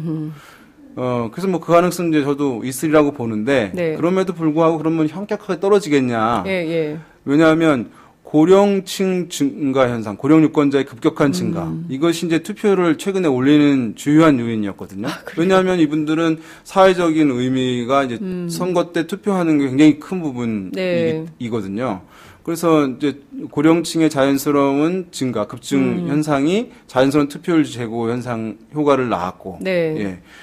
이번에도 있겠죠. 이게 지금 그 효과가 매우 빨라요. 이제 네. 50대, 60세 이상 되는 분들이. 전부 나와서 투표한다는 거죠. 그렇죠. 이제 나이가 많이 들어질수록 네. 뭐 투표 많이 하는 것은 나쁜 건 아니겠습니다만. 네. 뭐 좋죠. 그리고 예. 이제 또 한 가지는 사전 투표 제도가 이제 있잖아요. 네, 총선은 이번에 처음이죠. 적용돼요. 지난번 예. 지방선거는 되긴 네. 했는데 그래서 이제 20대 같은 경우에 이제 이 효과가 가장 커요. 그래서 지난 지방선거 보면은 30대보다 20대 투표율이 더 조금 높았어요. 그 뭐 어떤 데서는 30대 정치 혐오층 새롭게 부상 이렇게 했지만 그건 아니고 네. 20대가 이제 그 주소지와 네. 실제 거주지에 이제 불일치 현상이 제일 큰 게 20대잖아요. 그렇죠. 예. 이제 학생들 네. 또 직장 초반까지 잘 안 옮기거든요. 네, 결혼할 네. 때까지. 예. 그런데 사전투표제가 있으니까 20, 30대 투표율 제고 효과가 있겠고 그 다음에 이제 국민의당이 출연이 제3정치 출연이 어떤 면에서는 선택지가 많아지니까. 아하. 예, 그러니까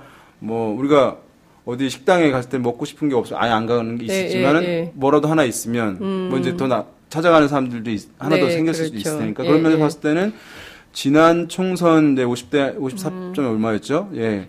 그 정도 수준 50% 예, 중반대. 를 유지할 가능성도 있다. 높다. 그렇군요. 이렇게 이제 보고 있고. 근데 이제 그것이 뭐 높은 거냐 적은 거냐 이렇게 단정할 수는 없는 것이고 어느 정당이 유리하냐 불리하냐. 그러니까 야당이 유리하려면 고령층 유권자의 증가에 따른 자연스러운 투표율 현상을 뛰어넘는 네. 정도의 이제 증가 효과가 있어야 되는 거예요. 뭔가 이제 네. 거대한 심판 기류 뭐 이런 네. 것들이 형성되지 않으면 전부 몰려 나와서 네. 야당에 표를 줄 만한 이유가 없어진다는 거잖아요. 그렇죠. 그죠? 그래서 제가 저번에 말씀드렸는지 모르겠지만 이제 여권 성향층은 총선과 지난 총선과 대선에서 뭐 만들어냈다는 인식을 갖고 있잖아요. 네. 그래서 이제 하면 된다라고 하는 인식이 하면 있다면 된다. 그래서 이제 하는데 네. 야권층들은 젊은 층들은 정보 습득력 빠르잖아요. 그러니까 이거 해서 안 되겠다 우리 지역에 그거 뭐 굳이 할 필요 있냐라고 하는 인식이 이제 있을 수 있거든요. 정보 습득력 차이 네, 때문에. 그렇죠. 그러니까 이제 가능성이 있어야 이제 야권층들 젊은층들은 투표에 더 많이 나갈 거라고 그렇죠. 봐요. 예. 그러면서 이제 아까 여권 성향층은 하면 된다 정신이 있었다고 한다. 여기는 되면 한다. 근데 이런 정신이 있을 하면 텐데. 된다 대 되면 한다. 네, 그 가능성을 보여주어야 재밌네요. 사실은 이제 예. 더 할 텐데 지금 이제 그 기류들 충분히 아직 못 만들어내고 있는 측면이 있다. 이렇게 그렇군요. 보입니다. 지금 보면 수도권 가운데서도 이제 좀 접전이 이루어지고 있는 지역들을 좀 하나하나 살펴볼 필요가 있을 것 같은데요. 안철수 국민의당 상임공동 대표가 있는 서울 노원 경우에도 안철수 대표가 굉장히 큰 차이로 따돌리고 있다. 다른 후보들, 상대 후보들을요. 그런 인상은 별로 아닌 것 같아요. 오차 범위 내에서 접전하는 모양새도 보이고 있고요. 그렇죠. 지금 이제 새누리당 이준석 후보도 네. 30%대를 얻고 있는 상황이니까. 네. 그죠. 그래서 보면은 어떤 것도 한 10%포인트 차이 나는 데도 있지만 이제 5%도 나지 않는 차이 나는 결과들을 최근에 많이 보여주고 그렇습니다. 있거든요. 그래서 이제 불안하다. 안철수 의원도 불안하다. 최근에 또는 이제 시민단체에서 원로그룹들에서 네. 이제 야권 단일화 하지 않을 경우는 낙선운동도 하겠다라고 해서 예. 그렇게 하는데 이 지역에 이제 더불어민주당의 황창화 후보가 있고 네, 그죠? 예. 또 거기도 한 10% 후반 나오죠. 그렇죠. 10% 넘기도 하고 물론 안 넘는 것도 있습니다만은 네. 그 정도 있고 그다음에 또 후보가 한 명 더 있잖아요. 정의당 후보도 있죠. 네. 예.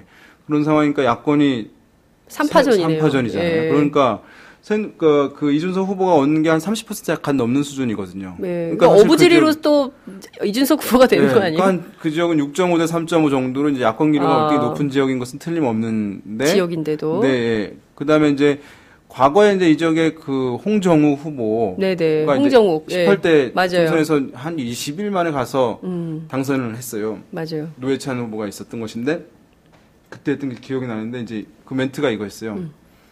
우리 아이들의 미래를 뭐 행복하게 한다는 거. 그다음 노원의 이제 가치를 올리겠다. 네. 그래서 이제 그때 뉴타운 바람 맞아요. 놓고 예. 본인이 이제 하버드 출신. 예. 예. 그다음에 이제 지역의 교육열이 높은 곳이니까 맞물리면서 이제 막판에 상당히 급상승했고 그것이 이제 상대가 노회찬 후보였기 때문에 약간 이제 먹힌 부분이 있어요. 대비되는 효과가 있으니까. 왜냐면 노회찬 후보도 굉장히 이제 엘리트긴 하지만 예. 표면적으로 보이는 것은 이제 어쨌든 노동자 운동을 출신. 많이 했기 때문에. 노동운동에. 예. 근데 이제 이준석 후보도 이제 그거 벤치마킹을 아마 하리라고 보긴 하는데. 이미 그 벤치마킹을 하고 있어요. 본인 네. 뭐 교육특구 얘기를 하면서. 네. 그런데 이제 안철수 후보도 이제 그 롤모델인 거예요. 학부모들 입장에서는. 왜냐하면은 그렇죠. 하버드는 안 나왔지만 네. 사실은 이제 성공신화로서. 그렇죠. 이제 그 뭐 교육을 많이 아이들 받고. 동화책에도 나왔었어요. 그러니까 그 효과 이제 제약되는 부분이 있을 수 있는데 그래서 이제 이 지역에서 만약에 그 야권의 진보 성향이 강한 층들, 야권 네. 성향이 강한 층들이 과연 이제 배타적으로 이제 더민주 후보나 정의당 후보를 얼마나 지지하느냐 여부. 그래서 사실은 이 제3정당 후보 그 안철수 의원이 아니라 이제 황창호 후보의 득표율에 따라서 달려 있으라고 네. 보이는데, 근데 이제 대선 주자가 있으면 어떤 보호하려고 하는 심리는 있어요 지역에서. 사실 서울 지역에서 뭐 지역 발전 뭐 많이 한다거나. 아니면 이제 서울 같은 경우는 그것이 이제 크게 위력을 네. 발휘하지는 않고 네, 네. 힘 있는 여당 후보 또 이제 이준석 후보가 힘 있는 이미지를 주는 건 아니니까 아직까지. 그렇죠. 그래서 대선 주자를 보호하려고 하는 심리가 일정 부분 있을 수 있다 지역에서. 지역 안에서. 예. 예. 그래서 이제 이거보다는 좀 더 나올 가능성을 배제할 수는 없는데 이전의 패턴들을 보면 다른 지역도 그런데 어쨌든 지금 지표 상황으로는 어쨌든 이제 뭐 압도적인 우위를 보이는 것은 아니니까 네. 안철수 의원도 불안한 상황이라고 봐야 되겠죠. 그렇군요. 그래서 언론들이 그렇게 쓰는군요. 전국을 다니면서 선거운동을 네. 해야 되는데 지금 내 지역이 네네, 어떻게 될지 몰라서 지역구를 사수해야 되냐, 전국을 돌아야 되냐 걱정이다. 뭐 이런 보도가 괜히 나오는 게 아니군요. 아마 안철수 의원 쪽에서는 그렇게 고민을 하지는 않을 가능성도 있어요. 그렇군요. 이 지표상. 그러니까 지난번 이제 보궐선거에서도 실제 이제 여론조사와는 확연한 차이를 보이긴 했거든요. 네. 그래서 이제 그것을 뭐 기대하는 것이 있을 수 있을 텐데 어쨌든 지금 아까 말씀드린 대로 이제 더민주 고정 지지층의 네. 이제 이 표심이 그렇군요. 어디로 갈지. 예, 그 안철수 의원에 대한 비토 정서를 강하게 가지고 이제 안 되더라도 네. 그 더민주 후보를 찍겠다라고 하는 것이 어느 정도인지 여부에 따라서 승패는 갈릴 것이다 이렇게 봐야 되겠죠. 그렇군요. 다 이건 아시는 것들이어가지고 제가 말하면서 좀 민망합니다. 예, 서울 종로는 어떻게 될까요? 오세훈 그렇죠. 전 시장이 굉장히 급속도로 빠른 지지를 보이고 있는 여론 지표들이 나오는 것 같아요. 그렇죠. 이제 이게 아까 말씀드린 대로 대권 주자에 네. 대한 인식은 이제 다른 평가를 이제 갖는 것이니까 유권자들이 대선 주자들. 예, 우리 예. 지역에 뭐 얼마나 이제 유대감을 충분히 오랫동안 가졌냐 여부보다는 대권 주자에 대한 이 지역 뭐 많이 얘기 나왔지만 이제 대한민국의 뭐 기라성 같은 분들 다 이제 이 지역을 거쳐갔잖아요. 네. 노무현 전 대통령도 그렇습니다. 그렇고 이명박 대통령도 네, 그렇고 김두한 씨도 그렇고 그렇죠.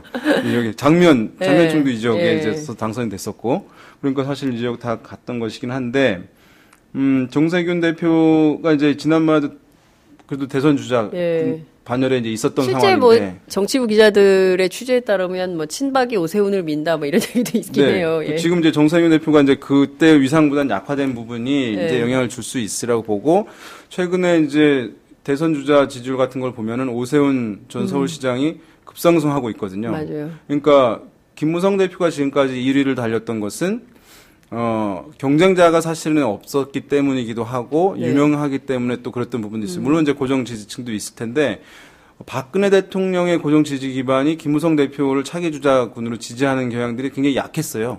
그러니까 그만큼 공간이 비어 있었던 것인데 네. 이제 오세훈 전 시장이 이제 활동을 재개하면서 그쪽으로 이제 그 박근혜 대통령 지지 기반층들이 이제 지지를 몰아주고 있는 흐름들이 지금 나타나고 있어요. 네. 그러니까 이제 여권의 이제 핵심 지지층들이죠. 어떻게 보면 김무성 대표의 지지층보다는 네. 그 층들이 더 네. 지지층이 친박. 예. 네. 물론 반기문 총장이 들어올 때는 또 글로 가는 것이지만 네.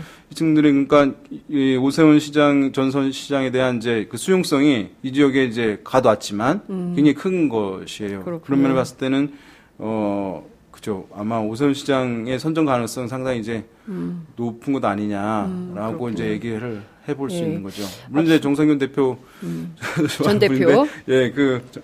뭐 가능성이 아주 없는 것은 아니겠고. 그렇군요. 팽팽한 네. 근데 싸움. 어쨌든 그 텃밭을 오랫동안 갈고 그렇죠. 예, 갈았고, 이제 정세균 전 대표 같은 경우는 우선시장은 온 지 얼마 안 됐는데 불구하고 이런 기세라는 것은 이것도 이제 무시할 수는 없는 것이긴 합니다. 그렇군요. 앞서 이제 저희가 호남, 수도권 이렇게 살펴봤는데요. 영남의 경우는 어떤 전망이 가능합니까? 그러니까 TK, PK를 좀 나눠서 봐야 될 것 같아요. 네. 그러니까 뭐 대구, 경북, TK 이제 대구 같은 경우에 뭐 한데 유승민 의원 같은 경우 되겠죠. 네. 지금 이제 사실상 당선이 무투표 당선될 뻔했잖아요. 했는데 예. 그죠. 예. 그래서 뭐 그 지역에서 또 다른 무소속 후보들은 어떻게 될지 모르겠어요. 그것도 막판에 유승민 의원은 살아나겠다는 거 확신하겠습니다만은 다른 권은희 후보들, 의원이라든가 예, 유성걸 그것들은 의원이라든가 좀 워낙 이제 특수하다고 하니까 네. 저희들 입장에서 지표상으로는 이제 앞서는데 네. 뭐 그 지역을 너무 잘 안다고 하는 분들이 그 지역에 대한 특성을 워낙 강조하니까 그걸 또 완전히 무시할 수는 없는데. 근데 새누리당 후보들이 그래도 앞서는 모양새던데요. 그래서 그렇죠? 뭐 네. 그것은 그렇게 큰 이탈이 있을까 싶긴 하고요. 네. 이제 중요한 건 이제 PK인데요. PK. 물론 이제 거기에 그 김부겸 후보 당선 가능성은 전 이제 있다고 봅니다. 이제 김부겸 격차는 대구. 예, 줄어들고 있긴 하지만 네. 이제 조사 결과들을 보면 50% 넘게 나오는 경우도 있거든요. 네. 그러니까 중요한 것은 뭐냐면 이제 그 지역 정서와 다른 후보가 나왔을 때 그러면 일종의 이제 이 도덕적인 부담감을 갖고 네. 정치적으로는 범죄거든요. 왜냐하면 지역 정서와 다른 후보를 투표행위를 지지한다고 얘기하는 것 자체가. 아하. 그래서 과거에 보면은 그 영남 같은데 무소속 후보 되는 경우는 무응답이 굉장히 많게 되는 거예요. 그러다가 이제 마지막에 투표할 때 이제 이렇게 되는 아하. 것인데 그리고 그래서 이제 옛날에 김두관 후보도 경남지사 될 때 네. 끝까지 이게 앞서는 조사 결과들을 많이 내보지 못했어요. 무응답이 더 많아졌죠, 오히려. 아하. 그러니까 대구도 사람들이 지금 그렇습니까? 근데 이제 김부겸 후보는 50% 넘는 조사 결과도 네. 나온다는 거는 이걸 네. 약간 뛰어넘은 측면이 있는 거예요. 그러니까 김부겸 후보를 지지한다고 얘기하는 게 이제 부담이 상당히 없어진 거예요. 그래서 그리고 이제 그 뭐 유승민 파동이라든가 이런 것들도 아마 이제 좀 긍정적인 효과를 줬을 수 있거든요. 그런 면에서 봤을 땐 가능성은 이제 매우 높다라고 얘기할 수 있는데 격차는 뭐 저는 상당히 줄어들 수는 있으리라고 보고. 그렇군요. 예, 뭐 예. 지난번 때도 뭐 2, 3일 만에 뒤집어졌다고 얘기를 하는 것이니까 네. 그런 특수성을 일단 감안하더라도 어쨌든 가능성은 상당히 지금 높아진 상황이라고 보입니다. 그렇군요. 대구에서 이변이 있을 수는 있다. 그러나 김부겸, 유승민 그 이상은 기대하기 난망하다. 물론 이제 주호영이 어떻게 될지 모르겠죠. 주호영 의원. 예. 네. 근데 이제 문제는 이제 PK죠, PK. 네, PK. 지금 이제 앞서고 있는 경우들은 뭐 그쵸, 김해을, 네, 김경수 후보 김경수 같은 경우는 후보. 상당히 이제 이만기 후보가 이제 새누리당 이만기 후보잖아요. 네. 예. 거기서 진영읍이 사실은 그 김해을에서 김해갑으로 옮겨졌어요. 지금 이제 김해을에 그 진영읍이 있다라고 네, 생각하는 네. 분들이 많이 있잖아요. 이번에 이제 바뀌었어요. 조정이 선거구 됐어요. 획정 때문에. 예. 근데 진영읍이 실제로 그 이제 야당 사이가 강한 건 또 아니에요. 예. 그래서 이제 뭐 그러니까 이제 만약 정말 압도적으로 강했다 하면은 지역구 고민은 더 했을 수 있을 텐데 네. 안 하고 있었던 거는 예. 예 이제 아니니까. 그래서 이제 그 적에 있는데 이만기 후보 대중성은 있는데 이제 우리 유권자들이 이렇게 이제 대중성 있고 이제 연예표로 많이 나오고 이제 이런 것이 뭐 과연 이제 국회의원 네. 업무 수행하는 능력과 이제 이게 연계돼야 되거든요. 예, 근데 그것을 이제 이만기 후보가 잘 못 해내고 있는 거죠. 지금 네. 이제 그래서 약간 천하장사는 좀 잊어주시라 이런 얘기를 네. 하는 건가요?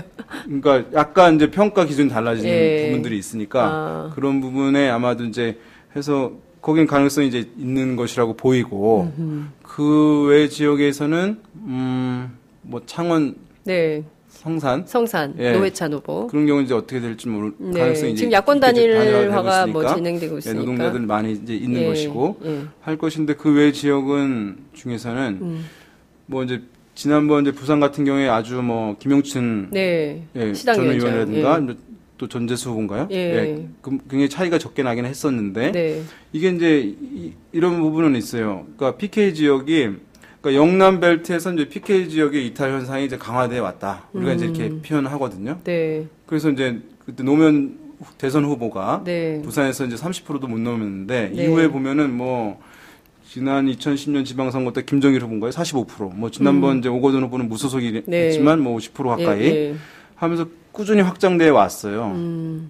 그런데 이게 이제 최근에는 좀 주춤한 부분이 있어요. 좀 주춤하다. 왜냐하면 이제 이 지역의 어쨌든 대표성을 가지고 상징성을 가진 야권의 주자가 이제 두 명이 있었잖아요. 네. 문재인 대표가 있었고, 예. 전 대표가 있었고, 또 안철수 대표가 이제 있었던 둘 건데. 다 부산 사람이죠. 그런데 예. 이제 그러면서 기류들이 이어올 수 있었던 네. 흐름이 있었는데, 안철수 전 대표는 이제 그 노원으로 갔고, 가버렸고, 보궐선거로. 예, 예. 문재인 대표는 이번에 불출마를 했고, 네. 아무리 이제 적극적으로 한다 하더라도, 이제 후보로서 나오는 것과는 차이는 있으리라고 보는데, 네. 그러니까 야권의 상징성 있는 인물들이 빠져버린 국면이잖아요. 네. 거기다가 이제 그 지난번까지는 PK 지역의 대권 주자가 없었어요.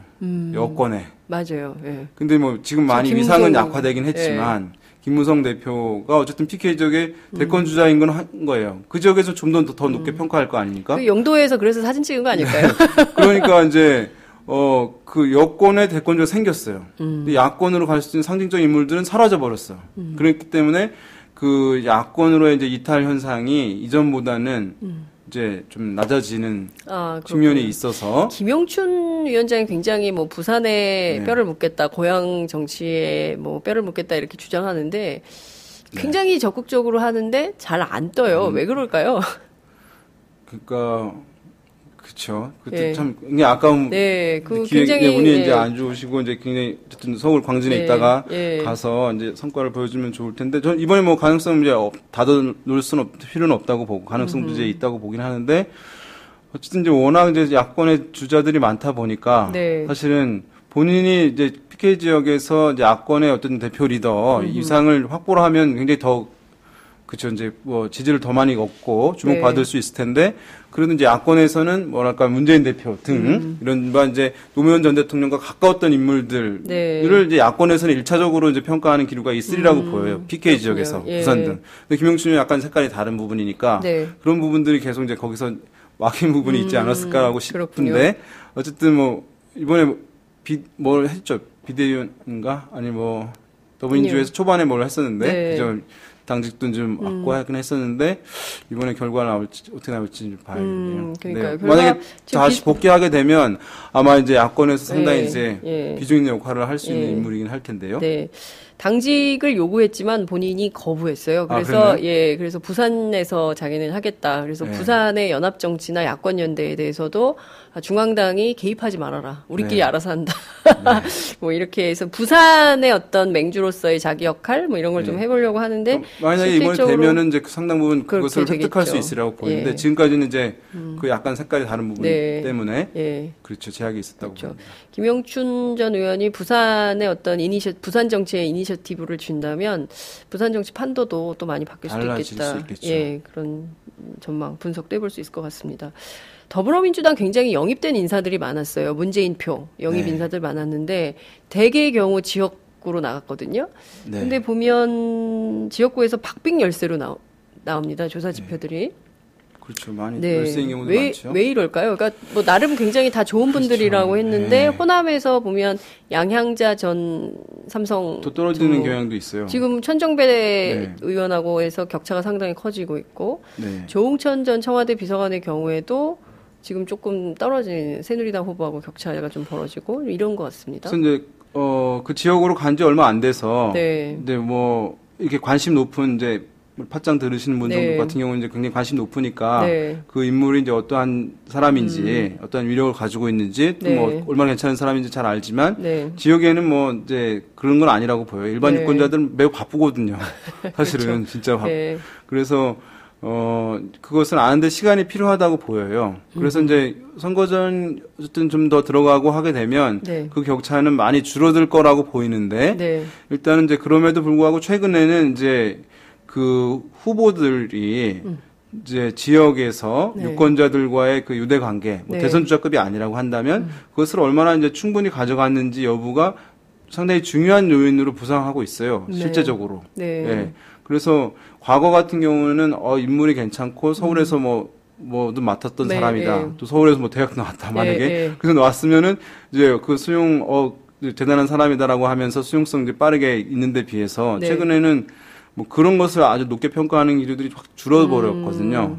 그래서 뭐 이제 이것이 일종의 보면은 약간 뭐 어떤 부분들은 전혀 성격이 다르다고 얘기할지 모르겠지만 네네. 진박 후보들이 TK 지역에 간 것과 네. 사실은 어떤 면에서 약간 비슷한 측면도 있는 거잖아요. 아하, 후보들 그렇죠. 그냥 내려간 거잖아요. 사실은 네. 그 지역에 오랫동안 뭐 텃밭을 갈군 것도 예, 아니고 예. 그런 부분이 이제 일단 작용하고 있는 부분이 있겠고 그래서 시간이 나면 이제 개선이 될 텐데 과연 이제 그 뒤늦게 들어간 부분들 그래서 유권자들과 유대감들을 충분히 형성하지 못한 이 제약을 네. 요 이제 한 2주 동안에 과연 이제 어떻게 풀어낼 수 있을지. 근데 여기도 이제 수도권 같은 경우는 또 국민의당 후보들이 있는 것이고. 네, 맞아요. 또 이제 그 호남 같은 경우는 이제 아까 양향자 후보 말씀하셨는데 아까 말씀드린 이제 그 세대 분리 현상. 네. 네, 그런 부분들이 이게 이제 비교적 강한 것이니까 뚫어내는 것이 네네. 어떨지 모르겠어요. 그렇군요.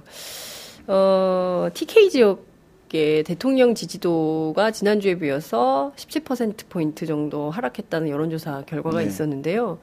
어떻게 보세요? 이번에 진박 막 내리꽂기 네. 공천에 대해서 비판도 있었고 또 새누리당 김을동 최고위원의 경우에는 뭐 청와대가 다 공천하겠다는 거냐 이렇게 뭐 적극적으로 반발하는 뭐 이런 모양새도 보였는데 박심이 이번 표심을 가를 핵심 변수가 될 거냐.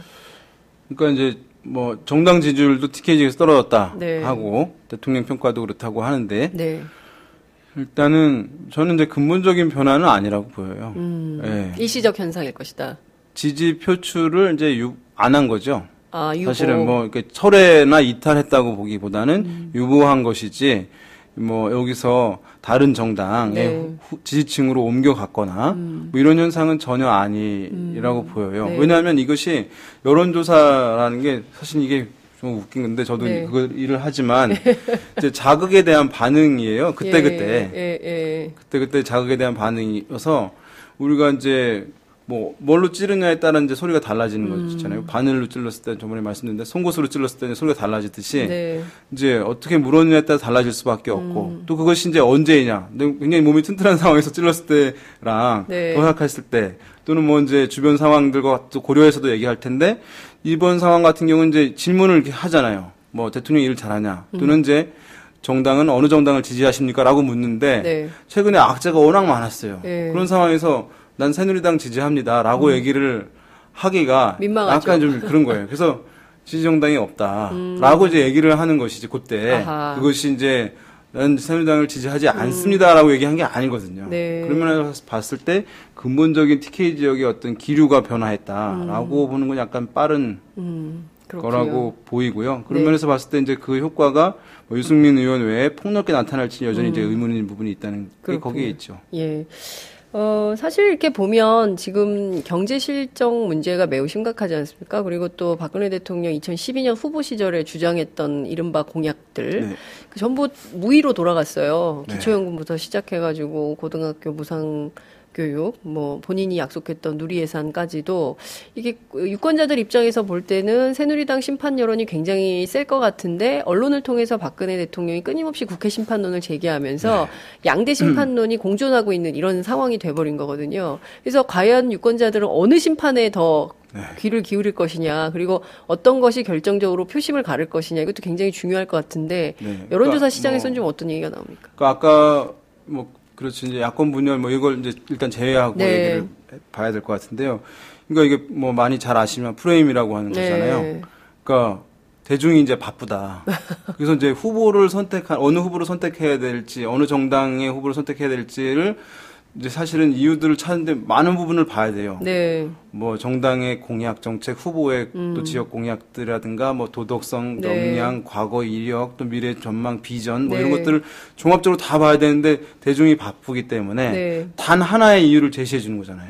우리 정당이나 우리 후보를 찍어야 될 단 하나의 이유를 제공하는 게 이게 프레임인 거잖아요. 네, 그렇죠. 그래서 뭐 정권 심판할 사람은 라고 공감한 사람은 지지 여부 떠나서 이제 우리 정당 후보를 찍으세요라고 네. 하는 거고 그다음에 이제 뭐 정치 심판 해야 된다고 생각하면 국민의당 후보 찍으세요라고 하는 거고 네. 또 새누리당 같은 경우에는 이제 야당 발목만 잡으니까 만약에 그러면 찍으세요. 이제 이렇게 하나씩만 주는 거예요. 투표장에 갔을 때 떠올라서 이 정당을 찍어야 되는 근거 하나. 그것이 이제 이 프레임이라고 할 수 있을 그렇죠. 텐데 이번에 좀 과거에 다른 것은 전통적으로 이제 선거의 중후반에 실시되는 것은 이제 정권 안정론, 여당, 네. 방어적인 프레임인 거죠. 네. 정권이 이제 안정이 되지 않겠냐.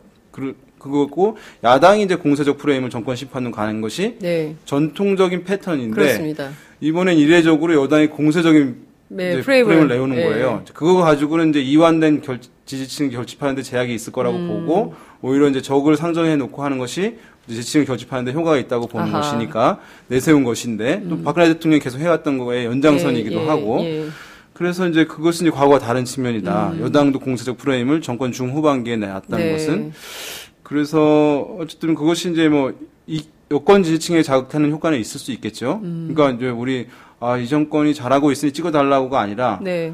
잘 못하게 하고 있는 이제 반대 진영을 막아달라고 하는 것이 이제 더 효과가 먹히는, 있다고 보는 예, 것인데 예. 일단 이제 야당 같은 경우도 이제 바뀐 거예요.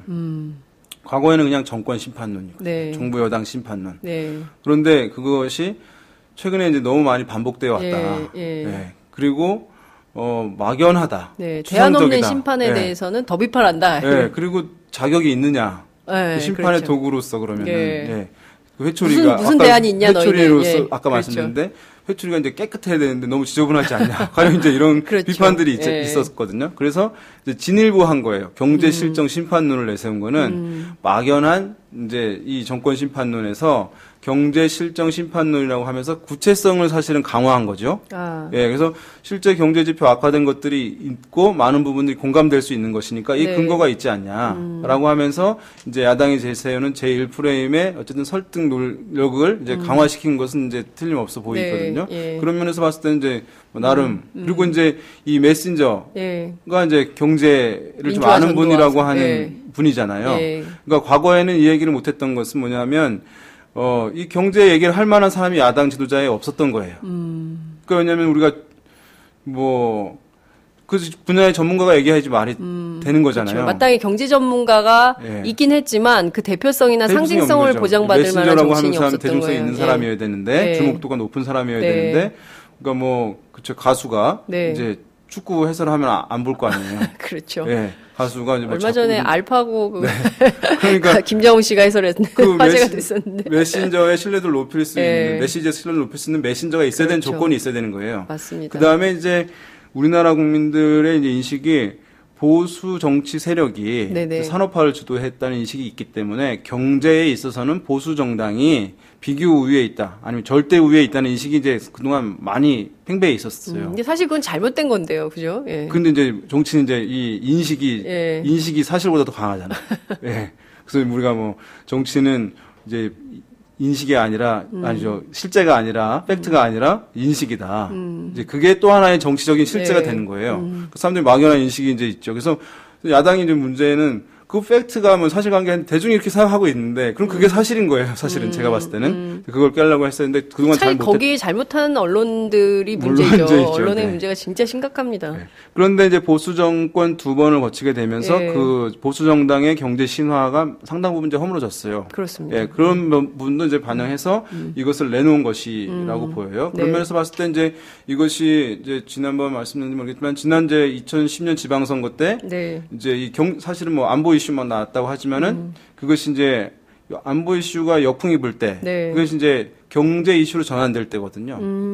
왜냐하면 안보 이슈는 막연해요. 네. 막연한 지금 두려움이잖아요. 끊임없이 북풍 예. 제기를 하고 있지만 전혀 안 먹히죠. 그렇죠. 근데 이제 북풍보다 경제 김무성의 이슈는 이 옥새 파동이 더 재밌었기 때문에. 예. 경제 이슈는 실질적으로 주가가 떨어지고 환율이 불안정해지게 되면 실업률 같은 경우도 개선의 여지가 없고 네. 그러다면은 실질적 피해로 다가오거든요. 그러니까 그 표심이 훨씬 강한 거예요, 영향력이. 아하, 예. 그래서 지난번 이제 천안함 국면 때 지방선거 때 보면은 이명박 대통령이 선거 이제 열흘 정도인가요? 네네. 일주일 정도 남겨놓고 용산 전쟁 기념관에 가서 예, 이른바 그 524 조치를 발표했어요. 맞아요. 다음날 이제 3천억이 3천억이 아니 3조인가요? 하여튼 날라갔다 하루에 네. 라고 하면서 이제 그 주가가 정말 곤두박질 쳤거든요. 환율 급등하고 그것이 저는 이제 표심에 영향을 많이 줬다고 생각되는데 네. 그러니까 이제 이 경제 이슈가 하게 되면 그런 중간층들 이런 부분들이 영향을 더 줄 수 있다고 봐요.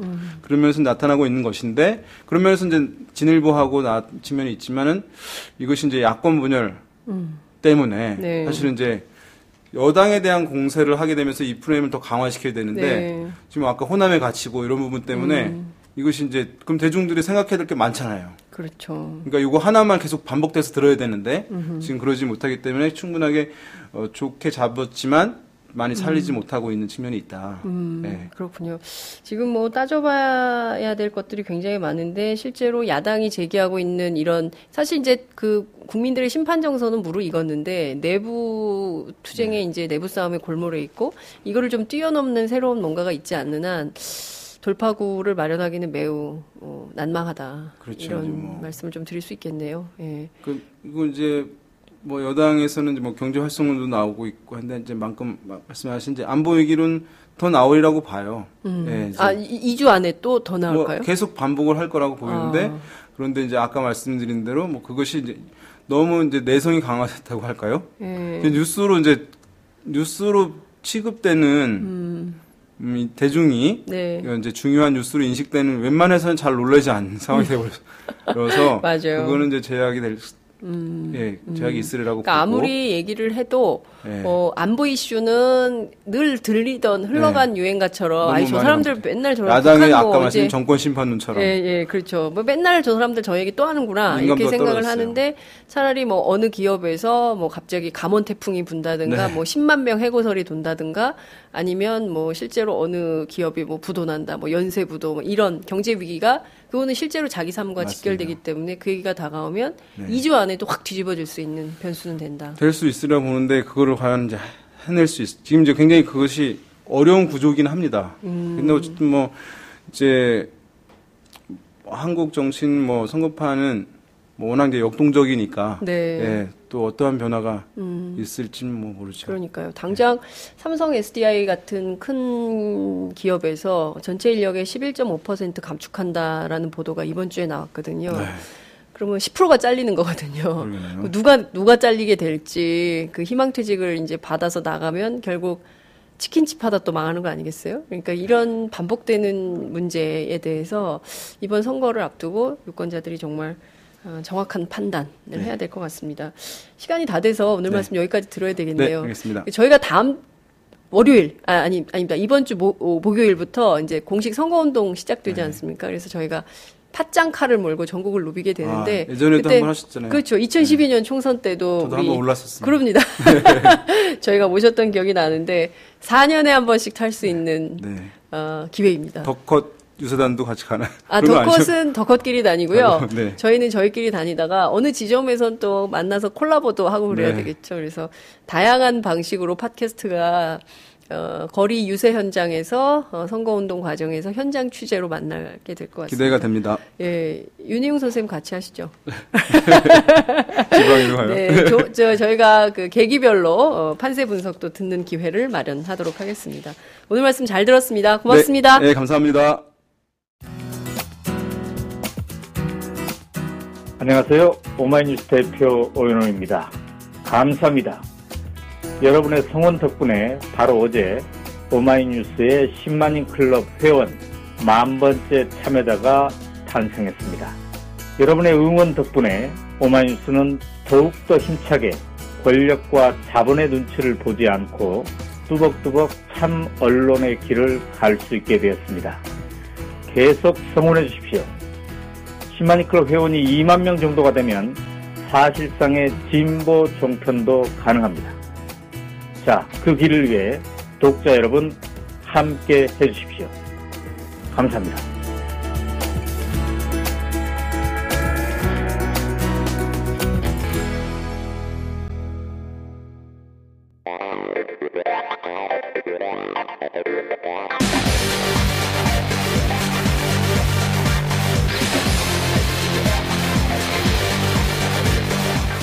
정보가 있는 시사 토크쇼 장윤선, 박정호의 팟짱.